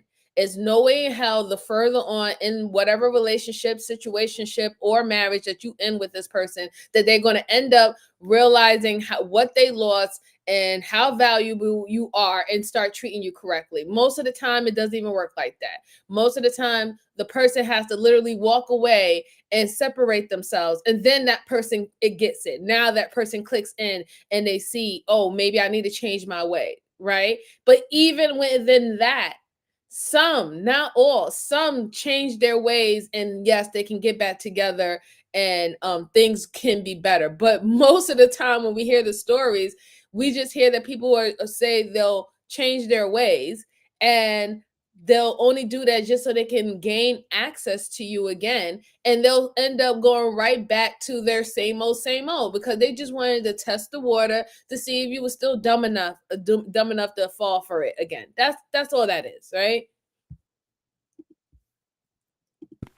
You always have to be protecting yourself and going, is what I'm getting right now, is it really enough to warrant my time and energy right now? Like, is this truly enough? It's almost like saying, what's interesting to me? Yeah. And it can't be that what's interesting to me is that they're charismatic and tall and successful and sexy. That can't be the thing. I'm kidding. No, I mean, I'm not saying it's not interesting. I'm totally kidding. I get but it. It wears off. All that stuff I mean, It's at some also point not- we're going to not be that cute. Also, Not none of me, those but things other have people. anything to do with character. Yeah. You're right. Like, You're right. there's no character there. The number of times that I will be in one of my events and someone will stand up and they'll say, I can't get over this person. And I'll say, what is it about them? Like, why did you fell in love Yeah. with this person? What happened? Who are they? I'm so scared of what they're going to say. Everything I just said. They would be like, they're super charismatic and they do really well in life, and I find them very attractive, and they're talking about all of these things as if they're saying they're so kind, they have great values, they show up for me. So I'll be honest, I'll go jump into the body of these people. What happens is, it seems, when we throw away these ideas of the one, when we throw away these ideas of and expectations of what we think a relationship is, we're left with something completely unsexy or romantic. I think that's what people are hearing in their mind. So when we leave all of this kind of quote unquote superficial stuff behind, how do we find the excitement, the romance, and the thing that makes you feel, I guess, passionate? I'm not against excitement or romance, but here's the thing. What I notice is that people are very selective about where they have standards. Ooh. So they have very high when people say to me, I have really high standards, that's my problem. I'm like, really? Let's talk about it. You're about to preach. I can already feel it. Where are your high standards? You have a high standard for how tall someone is. You have a high standard for what their body looks like. You have a high standard for how Their bank account looks. much edge they have. You have high standards there, but you have absolutely no standards when it comes to how this person treats you. I've seen it a lot of times. What is that? But, that is true. I will say that in some cases, some people do have very high standards, but it's standards as in like looks and things of that sort, right? Like for a smart person, that would just be like the requirement. It wouldn't necessarily be the standard. Of course, the standard should be someone respecting you, right? And respecting your time, your energy, and everything that you invest in, with them, whether it's a relationship or trying to get to know that person or whatever not. But the simple fact is that men also do that too, right? He's talking about when women say that, he has to have a certain bank account, he has to have a certain looks. He's kind of like leading into that whole 666, jargon about what women are always looking for or seeking for. But that's the same thing when it comes down to men. Like men, y'all have a certain type of body type that you like, right? A certain type of shape. Some have certain type of colors, or how that person looks, certain type of features that you gravitate more than others. Y'all do the same thing. And those superficial, quote unquote, standards have nothing to do whether or not if this woman is decent. They have nothing to do whether or not if this woman is going to be a good wife, a good girlfriend, or a good mother. Nothing whatsoever. So again, sometimes it's like the pot calling the kettle black, because y'all have y'all superficial standards just as much as women could have their superficial standards. However, usually when we have the conversation, it's never about men removing their superficial standards. It's always about women removing their superficial standards. And we usually see this conversation happen because they're always trying to convince women that you are supposed to be giving this guy who might not be a 10, or he might not be an alpha, or he might, he could be a regular smuggler guy. It's always, oh, y'all never go after the regular smuggler guy. You never give the regular smuggler guy a chance. At one point, it was like, you never gave the nerd a chance. Y'all always passed by the nerd. Y'all passed by the kid who was interested in anime. You say all these things, right? But it's always just the women always passing by these particular guys. But how many of these guys has passed around the librarian girl, has passed around the bad girl, has passed around the book girl, passed right by the girl who was in there studying and stuff like that, or a part of the checkers club, the girl who's the religious girl. Y'all pass by these girls all the time. The anime girl, the nerd girl. Y'all not checking for these women. Y'all not checking for these women at all. So it's, again, like, don't call out something that y'all also do as well. If you want to talk about we all do it, and maybe that's something that we all need to work on, I can get on that conversation. But don't try to peg it up about only just women having these certain standards. And again, they have to be lowered, or they have to be thinking outside of that, or they're only supposed to be thinking about intrinsic value, when men can literally run around and everything that they think about is only superficial.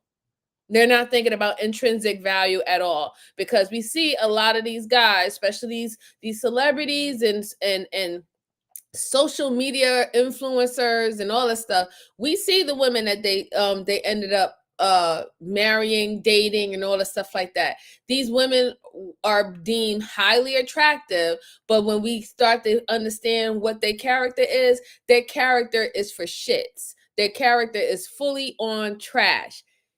So again, like, the conversation has to be fair. It really does. It just has to be fair. Firstly, I think that we're going based on ego into our love life. So it's like, this person looks good to my friends. I feel good posting with this person on Instagram. Well, now we're talking about how a relationship leads to what we feel our external validation is. So That's then our right. partner is simply just a prop, an extension of how we see ourselves. Look at men. As opposed to something we love. How many men never got to date the cheerleader at high school? And then the rest of their life they spend trying to date cheerleaders of some form or another, like that, whoever they think represents that archetype. And it's going to fill that place. But that's exactly what you're saying this is about, is healing that aspect so that you can actually find what it is you really want. What you really want. And by the way, also realize that chemistry can be found in many more forms than the very specific way that we think we find chemistry, which, as you very astutely pointed out, is often just anxiety. Sometimes it's just getting excited because someone isn't texting us back. Be very careful. If the moment someone starts to pull away, you get more attracted. You should start suspecting yourself. Yeah, it's that idea that you were saying that people sometimes have in a relationship, where it's this constant game or challenge that at the end, she's gonna love me. Like, they literally turn into that scene in Dreamgirls where it's like the whole relationship has been, I'm going to get this person to love me. And it's like, what does that say about you? And how do you need to learn from that? And by the way, if that person does turn around and meet you, you might find yourself strangely turned off. You think that all your dreams would come true if they would just show up the way you want them to show up. But a lot of Groucho Marx once said, I wouldn't want to be a member of any club that would have me as a member, right? Now, a lot of people go into their love lives like that. They do. It's like, if you don't want me as a member of your club, like the way they approach people who want them is, if you want me, there's something wrong with you. But you don't want me, well, you might be onto something.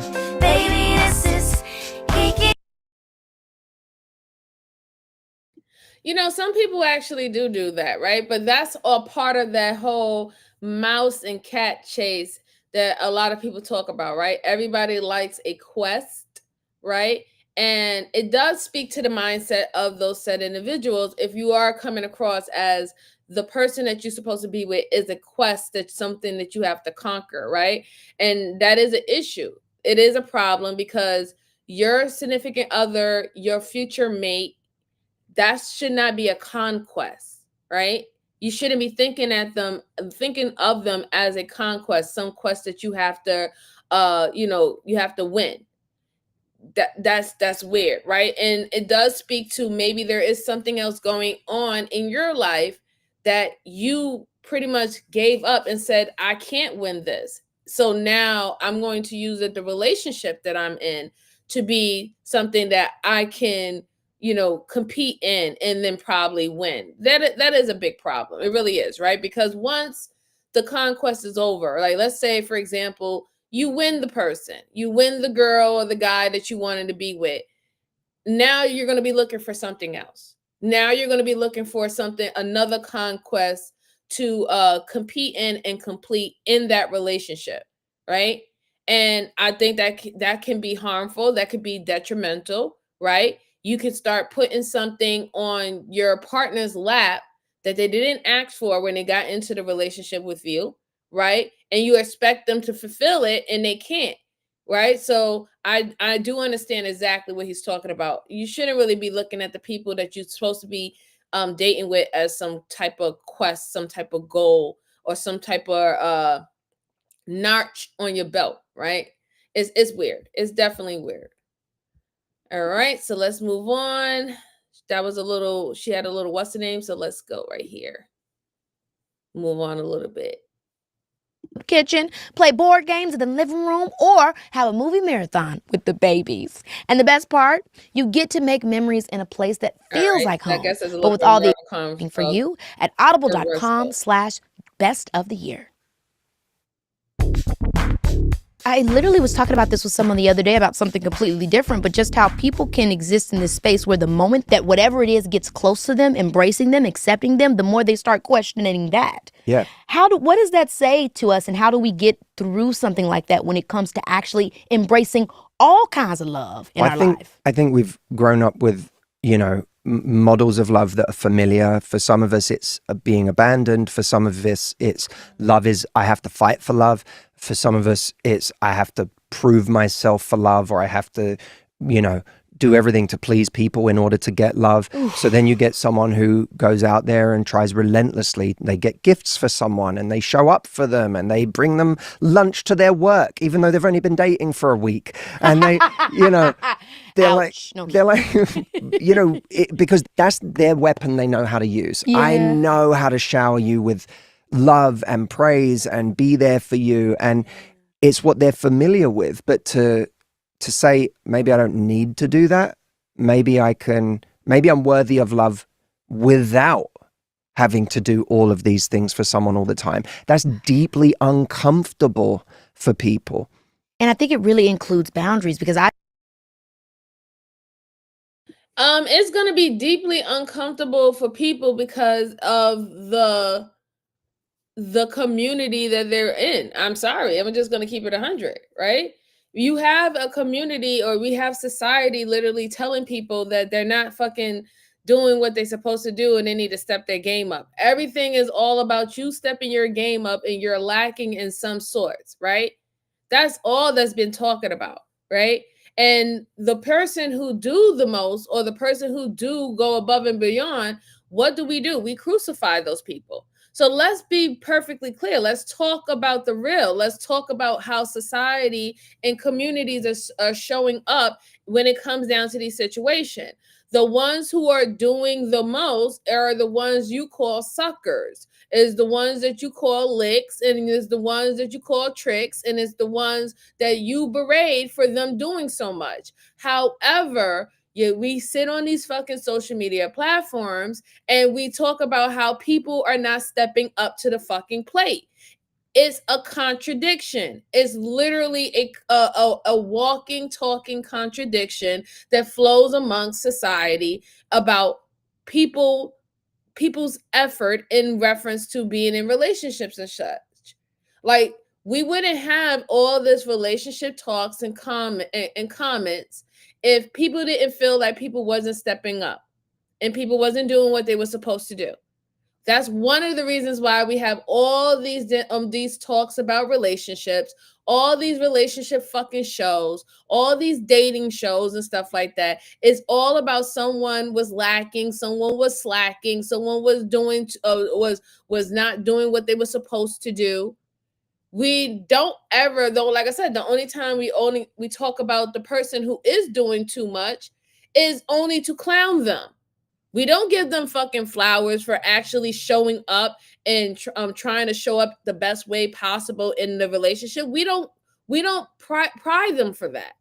We laugh at these people. We laugh at these people. We call them, oh, your licks and shit like that. We laugh at them being used by other people. But sit up here and fix our face on social media platforms and stuff like that about talking about the lacks on both genders. It's the weirdest fucking thing possible. I found with myself, my answer to that was service. Like, I learned in my family, especially with a Christian background, and my father, he's a deacon, and he would do so much service. The way he showed me love was through sacrifice, through loving, through being of service to people. And it took a long time for me to understand that I could be of service while also maintaining personal boundaries, that it didn't mean self-sacrificial. Yeah. It meant sacrifices that were, in actuality, comfortable for me, that felt acceptable for me. And by the way, romantic relationships don't fall into the category of philanthropy. Now let's go into that. Love isn't charity, you know, in a romantic context. Yeah, interesting. Love isn't charity. Love is highly conditional. I love that you said that, because in my now 31 years, I literally said this in my book. I actually believe that love should be conditional. And that is something that I think a lot of times people don't want to talk about. But it's like, all right. Love is and love has always been conditional, okay? Love has never been unconditional. It hasn't. Okay, it's only unconditional when it comes down to children and it comes down to pets, right? But other than that, love has always been conditional, especially between male and women. And I'm assuming it's the same when it comes down to same sex as well, same sex relationships. It's conditional. You know why it's conditional? It's conditional because you are not trying to date or mate every and anyone. If every and anyone can fit the bill to be your mate, then what's the point of even having any standards and boundaries to begin with? If you're just looking for a warm body, then you can literally pull a warm body off the fucking street, and that will be the end of it. And it will be no discussions. But the simple fact is, it is conditional. The condition is you have to show up the way that you have expressed to that person that you are going to show up in that relationship. And that's why you are in a relationship with that person. You are not in the relationship with that person for no fucking reason. So, you know, again, like, it's always been understand. And people who lie and say that it's supposed to be unconditional, and that's just signs of people who want to use and abuse you. They want you to be unconditional, but they know clear as day you being with them is conditional.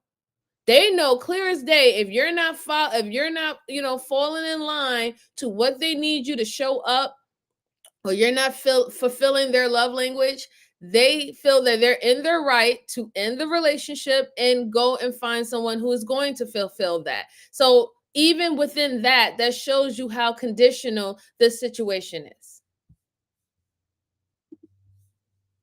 Already got God that loves us unconditionally. When it comes to this relationship, I do have conditions. It doesn't mean you have to be a totally different person, but if we're going to be here, let's meet each other halfway. If you have an organization that you give to, and every week you show up and you volunteer, you're not expecting anything from that situation. You are just going to give. You're just going to be in service. You cannot take that mindset to your love life. You can't just invest in someone based on how much you like them. You have to invest in someone based on how much they invest in you. Come on. That's the difference. It's a very, very dangerous thing to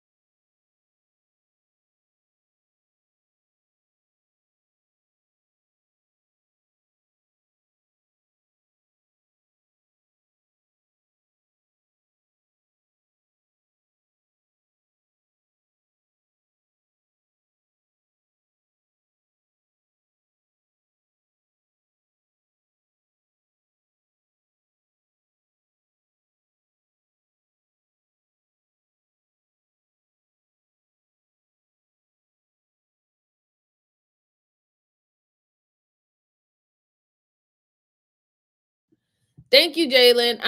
I'm talking and I don't even know. But yes, what I was saying, the guy is absolutely correct about that. He correct about that. It's a very dangerous mindset. It's a very dangerous mindset to go in there thinking that you're just supposed to give unconditional love and all the stuff like that. That's how you get used. That's how you get abused. That's how you get played. That's how you get full with resentment. That's how you become bitter. You know, like you can't do that. It's not wise. And that's why I always frown upon when sometimes we have these relationships conversations where they're literally asking the significant other, whoever, to do all this and do all that, and expecting that it's going to quote unquote change, or they're going to be reciprocated in some way, or they're going to have their get back. No, there's no get back from it. That person was supposed to be showing up in the relationship from jump the way he was supposed to show up, or him or she was supposed to show up in the relationship from jump. And if they don't, they're not going to do it afterwards. To do the opposite. And so that doesn't mean, like, I think people often think that having standards and boundaries means going in almost with a kind of aggression. Yeah. Like, I have to go in and I have to put my foot down and say, well, you have to do this and you have to do that. And I'm not going to go there with you unless you. It's not that. It's be very honest with yourself about what's worth your time, about what's worth your energy. Yeah. If you date someone, let's say you meet someone and they're long distance. Yeah. And then 2 weeks from now, they're asking you to fly to meet them. No. Yeah. This is essentially a stranger to you. Yeah. Take some time with it. Take some time, get to know them. And by the way, let's meet in the middle somewhere.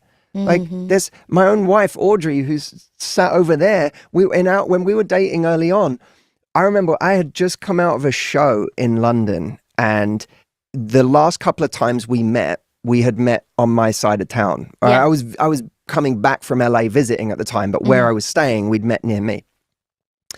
And I had just come out of this show and I was in London, and I said, we were going to have a drink. And she said, why don't you come over to this bar or whatever? It was near where she lived. And I said, well, I'm over here. Do you want to come and do something over here and whatever? And she was like, let's do something over here. You're coming here, yeah, love. she was like, I'm not moving. She was like, we've done that side of town. Come over and see my side of town. And I was like, oh, but, I think I actually had a little resistance. I was like, but please. And she was like, we can do something another night. It's fine. I love her. But from her point of view, it was like, we can do something another night. But what I'm not doing, well, that sounds reciprocal. She just wanted reciprocal. Okay, we went to your side, now let's go to my side. Exactly. Then we go to your side, then we go. It's fair. But you can't. Those little moments are little moments where you choose yourself. They're little moments where you advocate for yourself. They're little moments where you say, "Are you actually willing to meet me there?" Because if someone isn't. And again, you're never doing it with an aggression or or trying to prove something. No, it's just being true to you. You're just saying, I'm trying to assess whether you have any skin in the game. Yeah. Because if I'm always making this really easy for you, I actually never have any way of knowing whether you have any skin in the game. It's so true. Speaking of having a personal relationship and having a wife, when you talk about your love life story, like I was mentioning what I learned from myself through my relationships and my relationship with myself is service. Was something that I had to look at differently as it became my relationship to service and love. What was that for you that you learned in your close relationships that you had to look at differently in your relationship to love? That's such a good question. I had to learn to really let go, I think. I thought I was good at being vulnerable, and I probably wasn't very good at being vulnerable in my past. I was quite good at being vulnerable about things I wanted to be vulnerable about, like, totally. Just the things that I felt like safe to be vulnerable about. But like, as soon as it was something that actually made me feel a bit threatened, like maybe I felt jealous about something, I wouldn't speak about it. I'd just get passive aggressive. It took me a minute to realize I was actually safe in the relationship to be fully myself. I mean, I can remember a situation many years ago where I was honest about something, and I didn't even think it was a good idea at the time. But at the time, something had made me insecure. And in my mind, I could feel this battle of don't say it, don't say it, don't say it, because this is going to make you seem weak and pathetic and unattractive, and don't say it. And I think that, a lot of people probably have a problem with being vulnerable. But most of the time when people do have a problem with being vulnerable, it's because they don't really trust the person that they're with, right?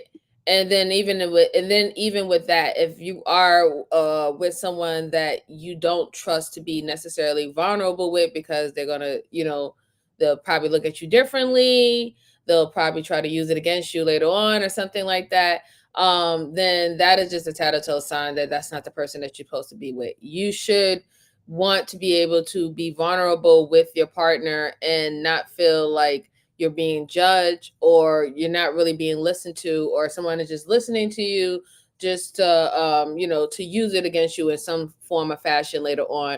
So, I mean, I understand what he's kind of saying, because like I said, if you're talking about somebody that you just first met, or you just been talking to for like a couple of weeks or something, or a month, yeah, there's certain things that people do to hold back. You know what I'm saying? They don't want to necessarily just go all ham and and wear their heart on the sleeve, because it's still fairly, new, and you want to make sure that, things are going to be progressing, or you're going to start confirming what this is, later on down the road, to be a little bit more open. So, but yeah, I understand exactly what he's talking about. But then again, like I said, if you're with someone and you're with someone for a very, very long time, and you feel like you can't be vulnerable with them, and this doesn't matter whether if you're a man or a woman, but if you feel like you're with someone for a very, very long time and you cannot let down your wall, or you can't really freely be yourself, then you have to really ask yourself, is that the relationship that you really want to be in? Right? Because at that time, you're going to have to choose, right? You're going to have to make a choice, because staying in that relationship, yeah, you might get what you want from them, but you never can really feel like you're actually being yourself. You're going to always be on tippy toes, right? And you're going to be walking on eggshells. And you have to decide whether or not that's the type of relationship you want to be in, right? And, are you going to get tired of it? Can you endure that? If you can't endure that, then that's a telltale sign that maybe that's not the relationship that you necessarily should be in. If anything, you could be in, but you shouldn't be in. And then I said it. Yeah. And this person said, my worst nightmare. I find that really unattractive. No, I'm throwing up.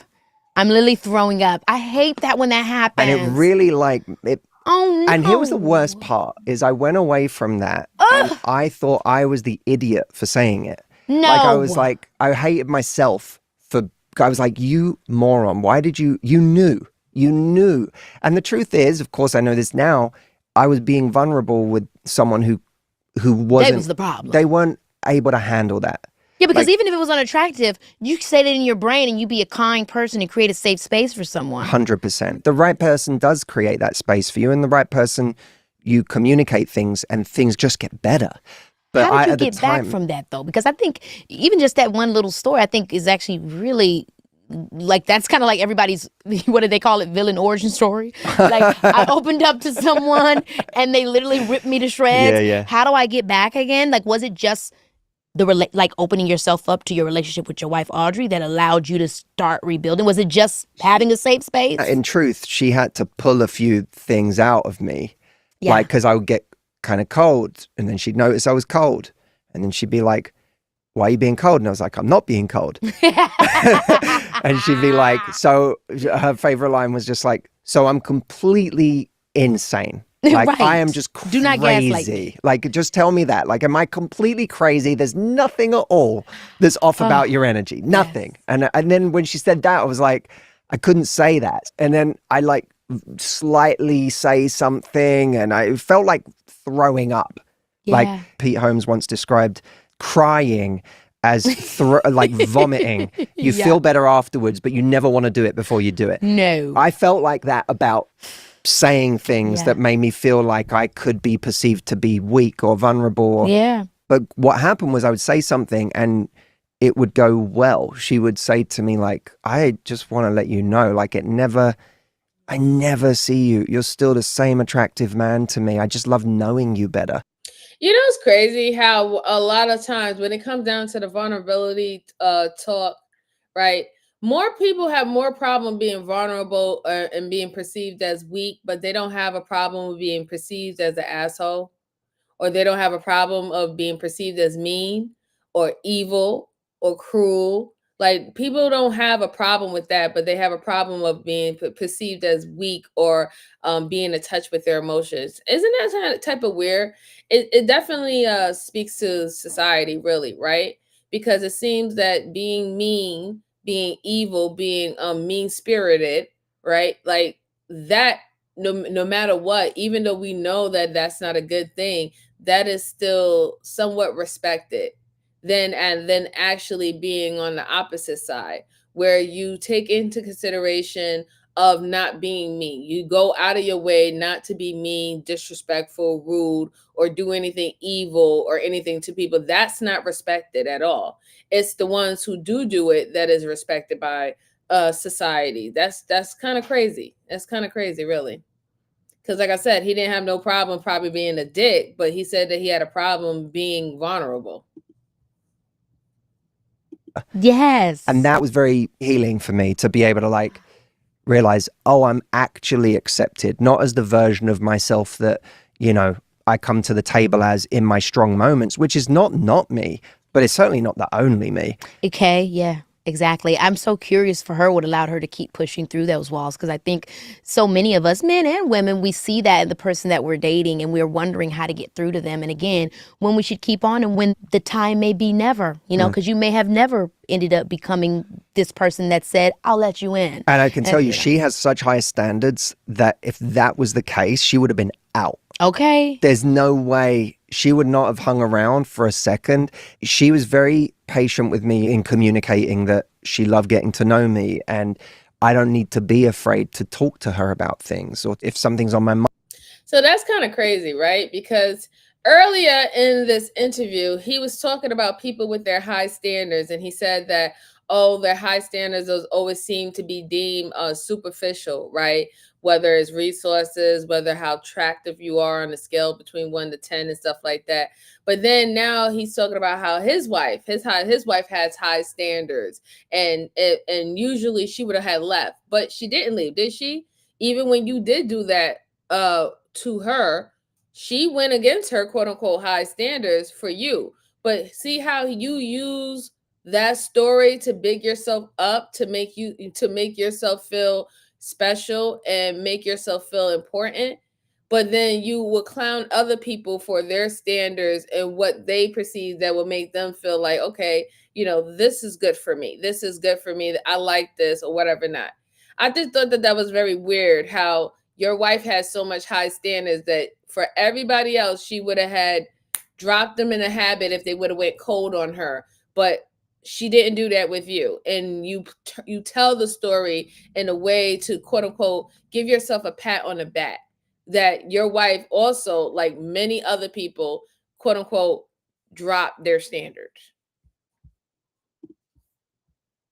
Mind, I can always share it with her. She's very proactive about creating that space for me, but my wife has the best boundaries in the world. I was about to say, that's the power of love and the power of boundaries. You have and to have really both. call somebody to be the best that they can be when you love them by showing them I have boundaries. So yeah, that's you cannot do one without the other. If you're just being compassionate to someone Yeah, with I've no learned boundaries so for bad. yourself, you're in trouble. And it makes you a target, by the way, for the worst kinds of people. Like if you take a narcissistic relationship, the narcissist will feed on your endless capacity but for empathy until the end of time. Yeah. You know, that's like where an endless That capacity is true. for compassion and empathy meets a relentless capacity to take. That is a really dangerous combination. And people have experienced that with, you know, there'll be people listening to this show right now who have experienced that with a parent. There'll be people who have experienced that with a sibling. There'll be people who have experienced that in a marriage. That there are some people who have an endless capacity to take. And if you have an endless capacity to give, Yes. that person can ruin your life. I want to ask you That about is social true. media because everyone feels like they know everything about everyone these days. they can find out everything about the person that they're dating online by one click on their social media page. So how in dating do we deal with that? Do you think people should go check the page early on? Should they refrain from seeing and looking at those things? How does our perception play into our dating life, and how much should we allow it to? I think you have to, for your own. I mean, at this point, the way how if you're dating, and at this point, you're gonna have to do a double, triple background check. Okay, not only are you gonna have to do a background check, like criminal background check, you gotta do a financial background check. Now you have to check their social media. You gotta be Sherlock Holmes when you're trying to literally date someone now, because like literally you don't even know. You won't know until you do know, right? So like that's just the nature of how dating is today. You got to do all these things. You got to be Inspector Gadget. You have to pry in, it's unfortunate, because I do remember when back in the days where dating was a whole lot easier, you know what I'm saying? It wasn't as quote unquote like doing forensic. Like that's how I feel. Like I feel like now is like you have to literally be a forensic detective or agent yourself, and literally go seek, searching for stuff, searching for clues, searching for hints and stuff like that. And then now also the scenario with that too, even when you are doing it for your, doing your due diligence and doing what it will be best for you or protect you, the bad thing about it is, and like, is the person that you're dating going to be okay with it? Because the person that you're dating with might not be okay with it. They'd be like, well, Dad, why are you snooping into everything? Why are you knowing everything? Why you don't wait until I tell you, and all the stuff like that? And it's unfortunate, because some people will be okay with this, especially the ones who don't have nothing to hide. But the ones who do have something to hide, of course, they're going to shame you for doing it, right? They're going to shame you for doing it. They're going to say, oh, are you a stalker? Right? Like everybody becomes a stalker when they do their due diligence now, right? But then if you don't do your due diligence, now you're a fool. Like, see, this is what I'm saying. Like, this is how this dating realm and all the stuff, like this is how it operates now. Like it's it's a double-ended stick, really.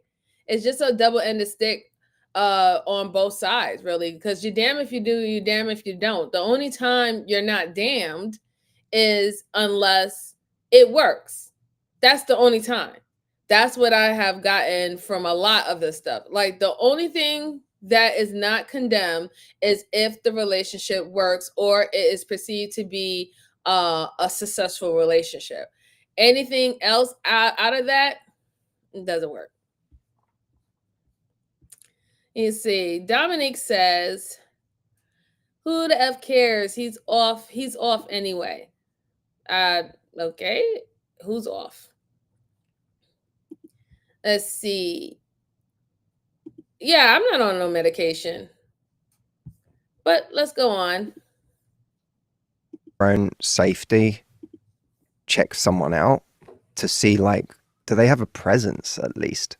It doesn't, I'm not talking about followers. Yeah. I'm just talking about, like, are they somebody in the world that, I can go, well, they are who they say they are.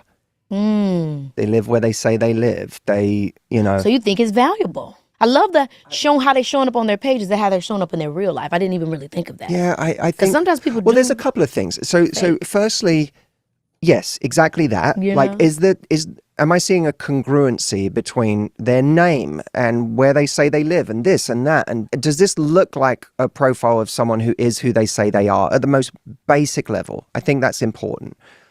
I also think that if you go to someone's profile page on Instagram, for example, and every picture is them standing next to a jet or a Ferrari or like, watches. And it's like, if you're someone who couldn't give a damn about material possessions, this person is showing you what their values are right now. They're either showing you what their values are, or they're showing you what they're most insecure about and how they validate themselves. And you have to look at that and go, is this my kind of person. And do I agree with how they want to show up in the world? Exactly. Do I want Like, to show this up is in the world their- the same way? Yeah, this Yeah. is what, for better or worse, this is what they think. This is how they want to portray themselves in the world. Does that align with any of my values? I actually Yeah. think that can save you some time.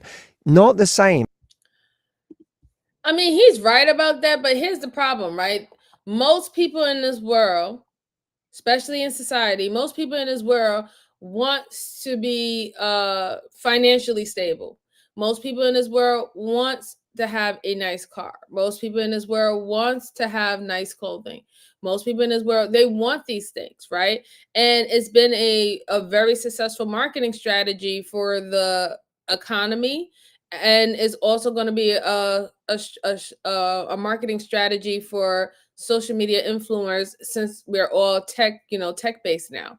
So these people want these things, right? I don't think that necessarily it means that this is all they want or this is all that they need. However, I don't think in this day and age that would tell that much about an individual, like not the way that he's stating it, right? Because again, okay, you can get with somebody who literally has all their dogs and they're always taking pictures of their dogs on social media, and you be like, oh, okay, cute, this person really loved their dog. Okay, great. So I love dogs, so that's a good quality. Okay, cool. So now when you go talk to this person and you get in a relationship, now you also realize that they're also into some things that you're not into. You know what I'm saying? So again, like, yes, I do see where he's going with it. However, it doesn't really speak to the totality of a person. It doesn't speak to the whole individual. There's many things that other individual could be interested, what their moral standards is, what their character is, what their upbringing is. But I do understand what he means about, yes, if someone is or seem like they're highly materialistic or highly superficial on social media, would that work for you? That person being highly superficial or highly materialistic in a relationship, right? Knowing that that will probably be that's going to take precedence whether you're with them or without them.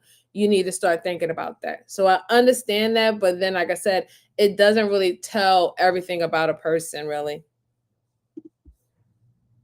As here's where it goes too far. If you're stalking someone's page 2 years back and looking at like what they wrote about, He clocked me. No. Sometimes I just want to see how bad they're doing. Like, can I just see? you mistakenly double tap that like. Literally. Baby, this is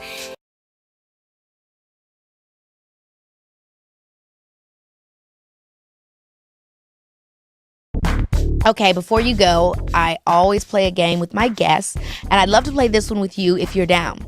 Okay, it's called Here For It or Nah. I'm going to tell you a bunch of quotes, and you're going to tell me if you're here for it or not. The quotes are going to be from philosophers, authors, poets, etc.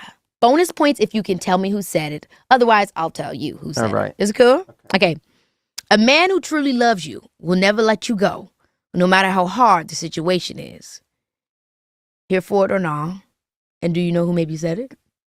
I don't know who said it. You're here for it. Okay, this is Steve Harvey from Act Like a Lady, Think Like a Man. Okay. So what's your reason for saying you're here for it?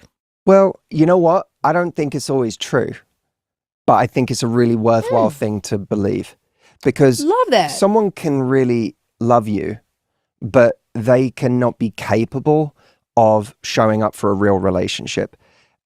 So that's where I don't necessarily think is true. That's right. There are plenty of people who love you and they can't deliver. Yeah. And by the way, them being able to deliver is the only thing that matters.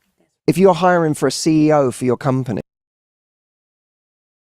That is so true. I do agree with that statement, right? Because many people can love you, but they won't show up for you, right? They won't do it for you. They can say, I love you, girl. I love you, bro, whatever not. They swear up under the sun that they love you. They say they'll give you all the praises and the accolades, whatever not, to say how much they enjoy your company and time. But then when you actually think about the actions of how they show up in your life, it doesn't show, or nor does it read love per se, right?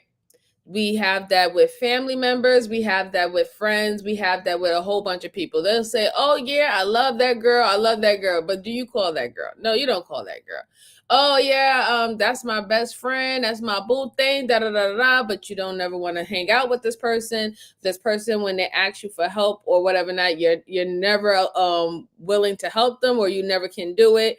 When that person has special events or that they want you to attend, you always MIA, you always can't attend, but then you want, but they are supposed to show up for you all the time or come to your events. So again, people can love you, but that doesn't mean that those same people who love you are going to show up for you the way that they're going to show up for the people that they actually truly value.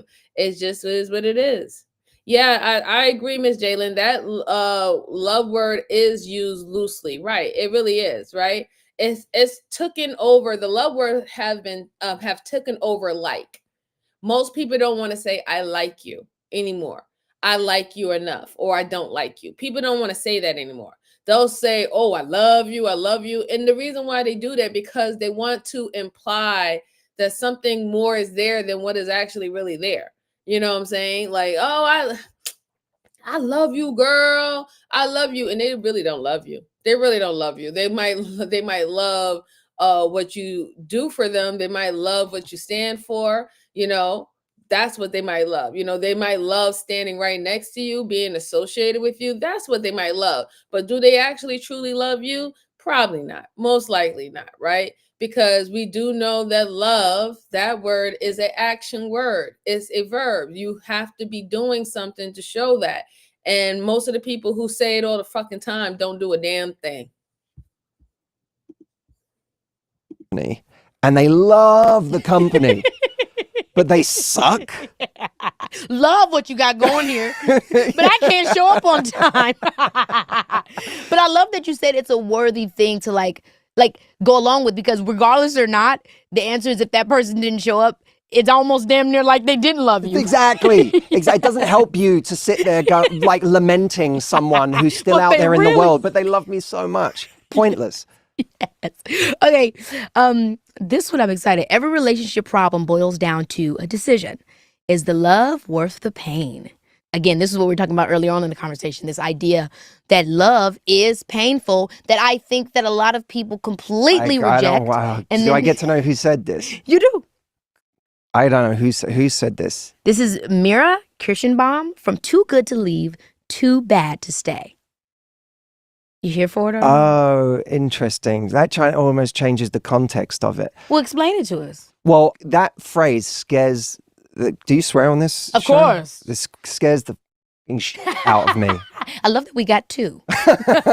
That phrase is terrifying. It is terrifying. Because it's a mandate for any and all kinds of abuse.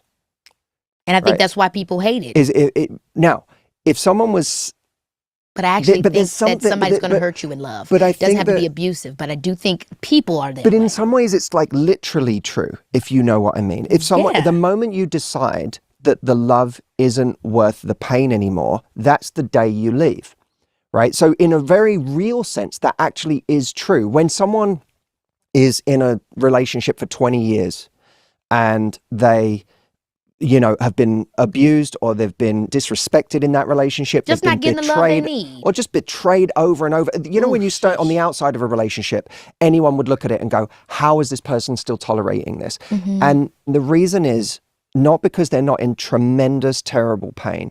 It's that for whatever reason, for them, the pain has not, Overseeing the love. it's not gotten to a point yet where the pain is the headline. The love is Yeah. still the headline. When the pain becomes the headline, and all of a sudden, even someone who's swore by how much they can't leave their partner finally goes, I can't exist in this hell anymore, no matter how much I love them.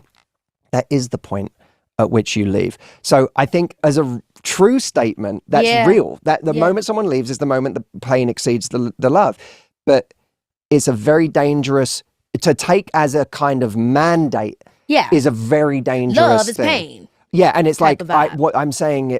I can almost see someone, especially a younger person, I mean, I agree with them, right? At the end of the day, a person knows when they're done, right? It doesn't matter if they're men or women. They know when they're done and when it's over it, right? And it is true. Like once you believe that all the stuff that you're enduring is not worth it for the amount of love that you're getting, right? Or you amount of love that you think you're giving, or you think that you're in love, then you're done. That's just plain and simple. And I do see the danger in that too, because is leading on to, for people like Kiki said, it will make people believe that you have to endure a certain amount of pain to get love or to have love, right? And we need to stop conditioning people like that. You know what I'm saying? Where we know, like, even when we say that marriage or even a relationship, when we say that is work, not all work is pain. You know what I'm saying? There's like not all work is pain. And it's weird how we correlate that the work that you have to do is supposed to be unpleasant. It's actually supposed to be work that you signed up for. So it's supposed to be pleasant, right? It's supposed to be something that you want to put the work into. So we don't want people to start to continue to be conditioned into believing that they have to endure some type of pain to get to love or to have love, and also sit back and settle in that until it becomes unbearable, right? Because now when it becomes unbearable and then you leave, the first thing that the person that you leave is they wondering, well, how did it become unbearable now, but it wasn't unbearable 5 years ago, it wasn't unbearable 2 years ago, it wasn't unbearable 2 months ago. Though that's what it'll always lead up to. Like, you was accepting this and you didn't think that you wasn't saying that it was uncomfortable or painful all this whole entire time, and now you're saying that it's uncomfortable. They're going to gaslight you, right? Once you say, all right, enough is enough. And then and then on top of that is the way how people will say, oh, you gave up too quickly, or you rushed too quickly to make this decision and stuff like that. We got to stop conditioning people on how they believe love is supposed to show up, and also how they believe when you're putting in work and you're investing in your relationship or in your marriage, to look at it as a negative type of thing. It shouldn't be negative. You're supposed to be looking at it as a positive thing and something that you are willingly wanting to do. And I feel that the opposite is happening more than than the other. We're literally telling people that this is a type of pain that you have to do it, and it's going to be it's going to be worthwhile. It's going to be a worthwhile. That's just backwards, really. Seeing that as almost a romantic notion that this person causes me so much pain, but that's what it is you figure it out because you love them. That's that's a really what it dangerous ends up turning thing. into. Okay, love is giving something you don't have to someone who doesn't want it. So I'm going to repeat that. Love is giving something you don't have to someone who doesn't want it. Love is giving something you don't have to someone who doesn't want it. That sounds... This is Jacques Lacan, which is he describing like like a lot. Unrequited love? So I guess giving something you don't have to someone who... oh, wait, let me try and decode that. So it's like, is he saying it's easy to give what's easy to give, but when you don't have something, yes, that's love? I think that's how I'm taking it. Love is when you, give something that you don't have. Are willing. Maybe the willing would have been great, but it's like, I'm willing to go above and beyond for you, even if I don't have it, and even if you don't want it. I think you should have it. Sounds pretty terrible. I don't know if I agree with any... And he's so interesting with words and language, so I don't know if I agree with any of this. I don't... I mean, firstly,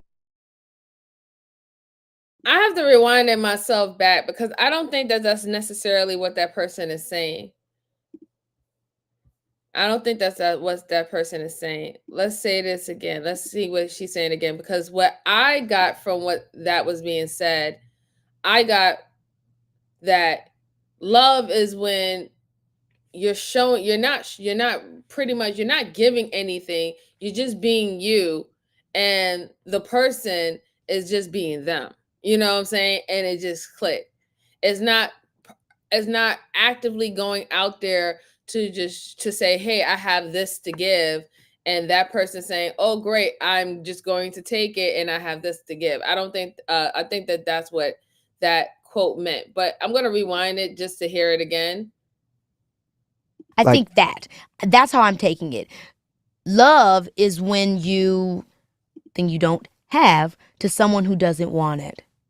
Love is giving something you don't have to someone who doesn't want it. That sounds, This is Jacques Lacan, which is he obviously describing a like lot.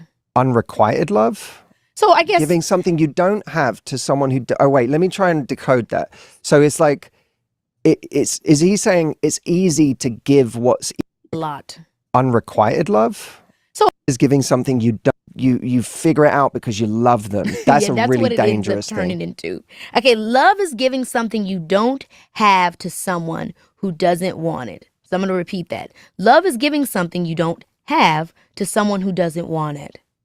Love is giving something you don't have to someone who doesn't want it. That sounds, This is Jacques Lacan, which is he obviously describing a like lot.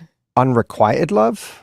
So I guess Giving something you don't have to someone who, oh wait, let me try and decode that. So it's like, is he saying it's easy to give what's easy to give, but when you don't have something, yes. that's love. I Like- think that's how I'm taking it. Love is when you give something that you don't have. Are willing. Maybe the willing would have been great, but it's like I'm willing to go above and beyond for you, even if I don't have it, and even if you don't want it. I think you should have it. Sounds pretty terrible. I don't know if I And agree with he's any. so interesting with words and language, so I don't know if I agree with any of this. I don't. I mean, firstly, the idea of giving something you don't have is a really dangerous one, depending on the context. But I could.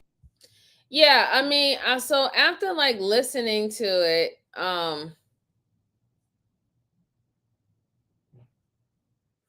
after listening to it, I'm getting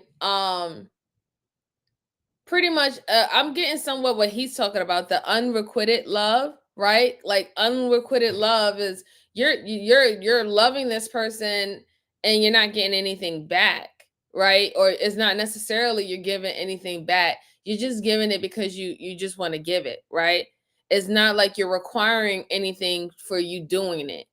But but then I guess the other side of that statement is when the person doesn't want it, meaning that the person is not looking for you to give it to them either, but you're still showing up and you're still giving it to them, regardless if they're looking for it or not. I think that's what that statement means. But I can understand his his negative connotation to that statement, right? Because oh, hi Mufid, how you doing? Good to see you. I can understand why he feels negative about that statement, right? Because it can go pretty bad for the person, going off of what he said earlier. It can go pretty bad for the person who's doing the most and is not expecting anything back in return, right? Or anything, right? Because eventually when you think that the love that you show to that person, you think that it's going to be reciprocated in the same way because you believe that you and this person connect in that deeper level. Y'all are probably kindred spirits. So that person also wants to give without asking and wants to do more without asking. But most of the time, that is not the case. Most people who are willing to just give and don't really ask for nothing back in return, they never end up being with somebody that's like them. The ones who is always attracted to them is the ones who have the boundaries, the ones who have the standards, the one who has their limits, and the ones who is all about taking and not about giving, or giving in the same manner that you give, right? That's usually how this setup happens. They never run across the person who actually thinks like that or move like that with them. Because it would be beautiful, right? That would be like that beautiful fairy tale story if, oh, I have someone who does the most and shows up to me and all the stuff like that, And I do that too. I show up and I do the most. I give 150%. They give 150%. That's literally like the fairy tale, right? But that's usually never is the case in real life. Most of the time, there's one person who always do more, give more, and show up more than the other person. It really, because usually that's who that person is seeking, right? The person who usually give less and do less, he's seeking or she's seeking the person who do more and do the most and give more, right? Why would he want to be really aligned or sign up or align with someone who gives as much as he does? If that person or he or she, if they give the bare minimum, why would they want to sign up and be with someone who also gives the bare minimum? They know they're giving the bare minimum because they're they're a little bit more focused on themselves. I don't want to necessarily say that person could be selfish, but yes, selfish people, they will give the bare minimum. They will only do just as much to keep you around or whatever, not, or just as much to have access to you. They're not going to go above and beyond. They're not. But they are always looking for someone to go above and beyond for them or to give more, right? Because they look at relationships as a benefit. So we're training people to look at relationship as an addition to your life. The only way that you can a person can become an addition to your life is that they have to be bringing more than what you're bringing. So I understand what he's talking about, but reality shows you that that's not the case. That person who thinks about being giving bare minimum or only does what's required and never going above and beyond, they are searching high and low for the energy of the ones who do go above and beyond and do the most. They're always looking for that person. They're never looking for that person on their same level. They're not. I don't know if he's being sarcastic or not. I could see people interpreting that as like, I've got nothing left in the tank, but I'm going to give it anyway. I'm going to give more anyway. Like, that's a dangerous notion. How many women do you know that never give to themselves and keep giving to somebody else? So that one concerns me. And to someone who doesn't want it, sounds an awful lot like unrequited love to me. And also it kind of sounds like he's saying, I mean, again, thinking about the background of Jacques Lacan, love in this context to me is something none of us have. And then we're giving it to people that maybe don't even want it because they don't know that it's there to have. Like, all of it seems really dark. Okay, I'm going to do this last one because I love this person who said this. And I just heard her speak recently, and she's just so interesting. So, the victim-perpetrator model of infidelity is outdated. Affairs are not necessarily a sign of a broken relationship, but can sometimes be an attempt to stay connected with parts of ourselves. Is that Esther Perel? Of course it is. Yeah. This one I know. She's so unique. She's really unique. I literally just spoke to her 2 weeks ago. Nice flex. Yeah, Me and Esther just on the phone. Well, she was on my show. Oh, yeah. She's so cool. good. Her work is fascinating because she breaks out of that traditional stereotype of,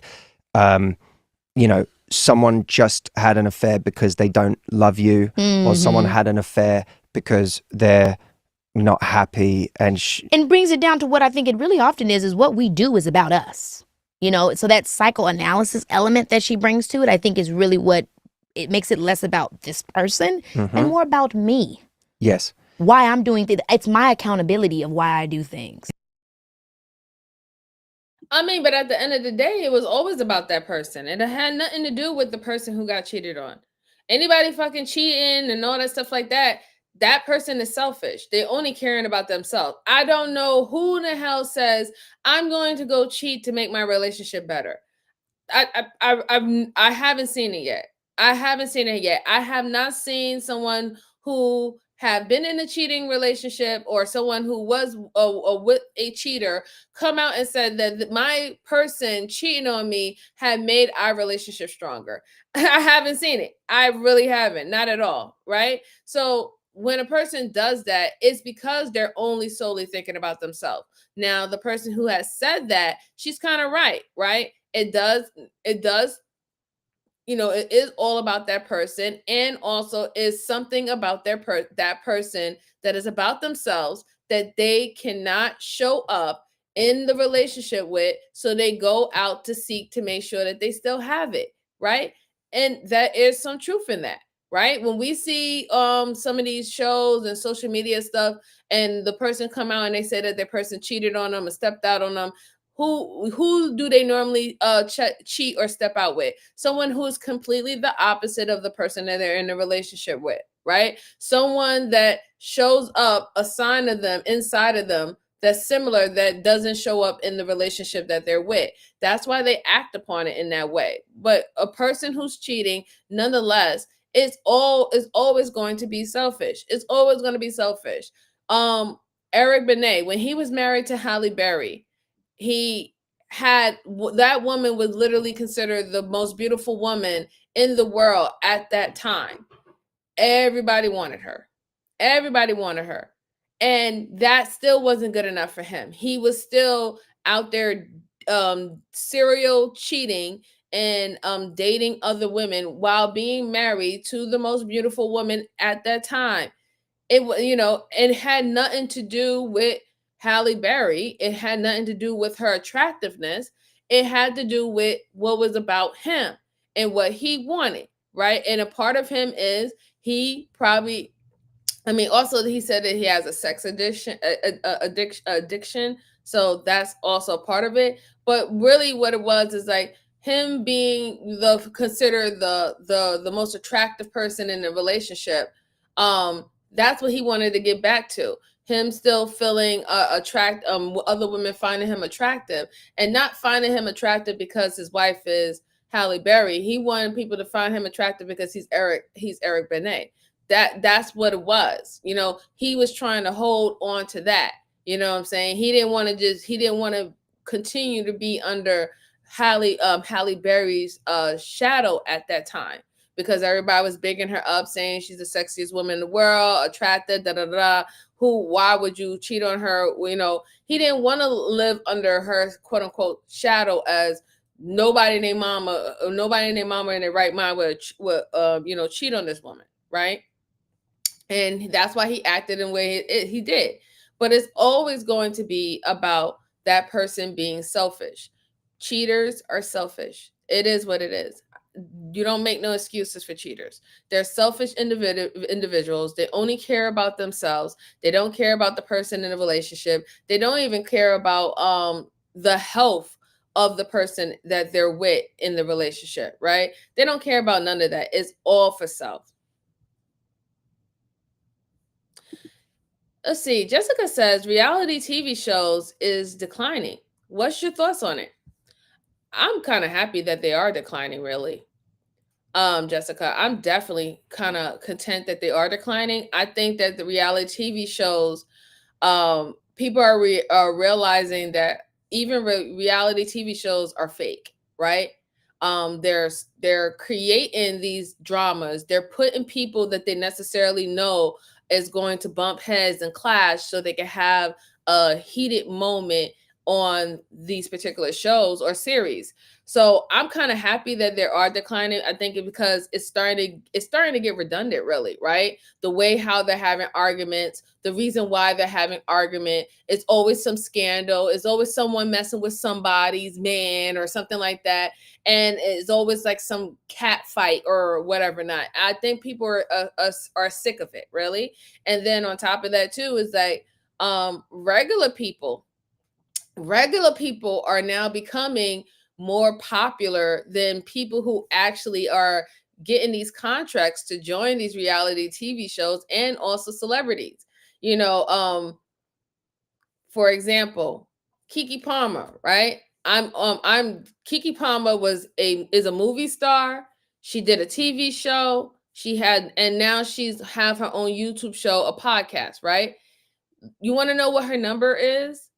She has she's not even 200,000. She doesn't even have 200,000 subscribers. And this is Keke Palmer, right? Keke Palmer, who have been around celebrities, Tyler Perry, blah, blah, blah, you name it, Oprah, you name it. She doesn't even have 200,000 subscribers on YouTube. There is regular people who have million subscribers on YouTube. I just think that people are just literally just getting tired of it, and it seems to me that more regular smuggler people are becoming far more interesting than these people that we're supposed to find so interesting. That's why I really agree with it. I'm happy that it's declining, really, truly. Exactly. She had a great line, something like, affairs happen when desires break free from the relationship, like when desire gets out. Mm-hmm. And that's a scary thing for people because they're like, well, how do I stop desire getting out of my relationship? What does that even mean? Type of vibe. But I think there's a lot of truth to asking those questions. What was going on in my relationship that made me feel I had to seek something elsewhere? You know, was it because of something I was unwilling to communicate? Yeah, like how did I let the intimacy between this union become me solo? Yeah. And I'm unable to share. Yeah, I'm unable to share. And there's a lot of blame on partners by some people of like, well, they should have given you more, they should have done more. But it's no. What was happening with me that I didn't share. And if I have shared, I didn't share how close I was to doing something like that, or I didn't leave the relationship to do something like that, or I didn't have a standard for my life in that moment that said that's a line I don't cross, or that I did have that standard but I violated that standard in that moment. And how do I make sure, if I'm fortunate enough that my partner stays with me, what's my process? How do I know I never trespass that standard of mine again, for mine and their sake? So it brings up a lot, but I do think, as Esther's work highlights really importantly, that affairs are very, very complicated things. As you say, I think it's a really great point that affairs are very personal things. And I think it does take it out of that realm of, hopefully for the partner, for the person on the other side, what did I do wrong, or how am I not enough? Or because those are the questions that then torture us. And the thing I like to say to people on that subject is, whatever someone does to betray you, whether it's an affair or something else, whatever they do to hurt you, we're all very quick to go to, am I to blame? Yeah. But you can take accountability for what you think you could have done differently, while separating the way they reacted to whatever you did was wrong. That's the difference. That's right. You're not responsible for the way they reacted. That's right. You could be responsible for saying, oh, I wish I didn't give you the love you needed. Yeah, but I wish you I'd could have have shown up left differently. Me. You could have left. You could have done 100 other things. Yeah. I mean, he's right in that aspect, but that's just a part of human nature, right? Because most of the times when people do cheat on people, they tend to want to get a reaction once it's found out, once the cat is out the bag. They tend to want to have the reaction of the person thinking that they have done something to make this person cheat. Again, you can never make a person cheat on you, okay? That person wanted to cheat. That's just what it is, right? That is not you. That has everything to do with that person. That person would have cheated on anyone, because if that person's a cheater, it doesn't really matter on the individual. That person's a cheater. If he cheats on one or she cheats on one, she gonna cheat on you. The same way that, you know what I'm saying? Like it's that's just how it goes, right? Most of the time, same way how they say, for example, the way how you meet someone is how you usually end with them. It's the same way, right? A cheater is a cheater, regardless. A cheater will cheat on anyone. You're not special. You're not going to be special to a cheater, right? You might have something that the cheater might want. You might have something that the cheater might be that makes it very beneficial for them, that they still need you around, or they still need you in their life, or they need to still have access to you. But you are not special when it comes down to a cheater, because a cheater will cheat on anyone. That's just plain and simple. So don't ever feel bad or make it seem like it was your fault for someone cheating on you. It's not your fault. That has nothing to do with you. That person, most likely, a person cheating, they probably cheated. Most likely they cheated before. That's just reality. Most likely they cheated before. And you know what's going to happen? Most likely they will cheat again. They will cheat again. So it's nothing that you can do about that. A cheater don't stop being a cheater unless they want to stop being a cheater. And other than outside of that, then they're going to be a cheater. It is what it is. So yeah, I do agree with him that, yes, you cannot control that. You can't blame yourself, about that. You really can't blame yourself about that. That has nothing to do with you. Nothing. Let's see. Hey, Josh, how you doing, sir? Good to see you. Good to see you. I hope work is going well, sir. Let's see. Jessica says, USA has reality TV shows. Canada has reality TV shows. UK has reality TV shows. Italy, reality TV shows. South Korea has reality TV shows. Japan, reality TV shows. Australia. Yeah, I mean, they do. A lot of people has reality TV shows. A lot of people do. It has to be up to the individual, Jessica. I personally believe that they should go away. However, if people still watch it and people still find their there's entertainment there, then there's still a niche. I think it has to be a drastic decline for people to say, all right, we might need to tap out of this. But we see what type of things that people are interested in, right? These reality TV shows are all pretty much dating, right? They're not even about anything else anymore. It's all about dating. We got like 5 dating reality TV shows that's out right now, and and they become a whole franchise where they're in all these different countries, but it's still the same show. So it is what it is. It'll have to be a drastic decline for it to actually go away. But it does, I would say it just speaks to us as a human, a human society, right? We tend to gravitate to these reality TV shows because, for one, some of us feel like they can see themselves in these individuals and the situations that they're going through, right? They find some commonality into it. Or some of them look at it as they want to be, they want to be these said individuals. They want to live their life, there's a lot of reasons why people, gravitate to these things. Some people love to even watch people fall on their butt, be violated, be disrespected, have a messed up situation that happens online. People love gossip. It's a lot of things that's combined in it, really. Yes, that is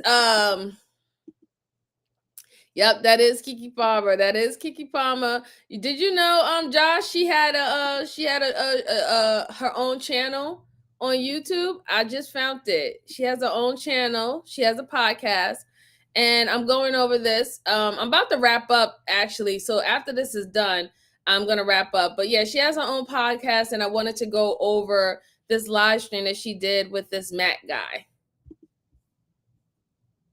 Yeah, you didn't have to betray me and yourself. That was it's like people in early dating, when someone, when you've heard this term love bombing, someone comes in and they love bomb you and they manipulate you and you take advantage. Then in those stories, a lot of the time people are like, how could you fall for that? How could you, when someone was telling you all those things that soon or whatever, when they were trying to, telling you they were going to marry you after the first date and this. But I'm me. Look, it's. Josh, how could I not believe Yeah. They're only human. In that situation, you're responsible for the fact that you gave that person too much too soon. That's right. That's the true. Boundaries, no boundaries. But you're not responsible for their reaction to you giving too much too soon was to do something take advantage terrible, to scam you or to ghost you or you're not responsible for the bad behavior. The Tinder swindler bit. Yeah, exactly. They went too far.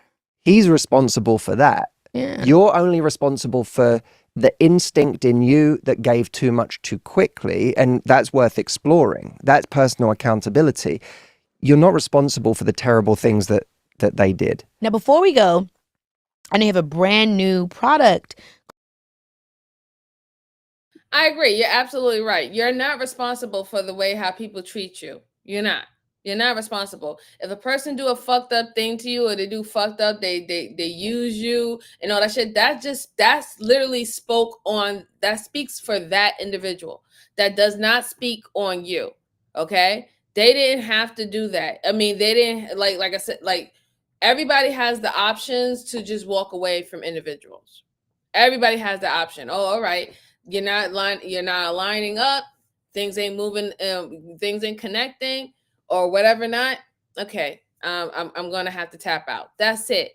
But when people go out of their way to do vile things, cruel things, evil things, use you, utilize you, and stuff like that, that speaks on that person's character. That has nothing to do with you. That has nothing to do with you. Even if you might have done something where they believe, oh, well, I thought that what you did was bad or whatever not, so that gave me the excuse to do this. That's bullshit. That is bullshit. And only a gaslighting bullshitter will fucking tell you that because you did this, I'm entitled to do ABC to you. That's all that is. You know, that's seriously all that is. That's never your fault. It speaks on their character. It doesn't speak on yours. It doesn't speak on yours because everybody has the option to walk away. Everybody has the option to say, you know what, I bow out. Nice knowing you. Take care of yourself. Have a good life. Don't wish no harm on you, no harm or foul. But if those people go above and beyond to do that, that is intentional. That is intentional, and it speaks to them, and it also speaks to how they really viewed you and how they how they view the relationship and how they saw you from the get-go. It speaks on their fucking character, not yours. Not. Let's see. Jessica says, reality TV shows is cheap to make than drama series, sitcom series, and cartoon series and anime series. Yeah, because reality TV shows is cheaper to make because there's no real actual thought processes that happens into it, right? Like the storylines are literally happening while they're recording. The storylines for reality TV shows is making themselves. Whereas dramas, animes, sitcoms, and stuff, those are actually like, playwrights. They have screenplays. People are actually, learning these plays and having to replay it back and then act in that particular character. These reality TV shows are just people being themselves. However, all the producers have to do is just create an environment to make this quote unquote aha moment or this viral moment occur in that reality TV shows. And it's very, very, very simple to do. Like you said, very cheap to do, right? You just put 2 and 2 people together that don't get along, and that they bump heads and they clash, and then that's going to start a fire or start an altercation once these 2 people are in the same the same environment or vicinity of each other. That's the easiest thing. So it's like, oh, you want to see someone fighting each other? Put two people together that don't like each other. You want to see a cat fight where 2 women is fighting over a man? Okay, make sure you put a man up there that's dating 2 particular type of women and how he is triangulating them, and see and watch the nails and the claws start clawing. It's very cheap to make. It's a quick, easy bag. It's fast, and it goes viral very quickly. And that is one of the reasons why it's become very lucrative, but because it's fast money to do reality shows where it takes more money and actual real skill, qualified individuals to play the parts and the roles for dramas, sitcoms, and even anime. That's a lot of work, creating those characters and creating a successful storyline for that particular character. That takes a lot of, it takes a lot of work. You don't have to work with these reality TV shows. They write themselves, really. But I think that we're towards the end of this video. I'm going to just see what else she has to say, and then I'm going to let you good folks go. called Matthew AI that you want to show me today? We just created this new thing. We've taken all of my books, all of my courses, all of my videos, everything, and downloaded it into Matthew AI. And Matthew AI will now answer your question. If anyone out there is like, how can I ask Matthew a question after listening to this? Go to askmh.com, You guys hear this? askmh.com, askmh.com. And you can literally just try it out and ask it any question you want, any dating question. It will tell you texts that you can write for things. Like, it's crazy. Matthew, thank you so much for coming on the show. It's been so nice talking to you. And guys, if you want to check out Matthew AI, go to Ask. All right, so that was the end of the show.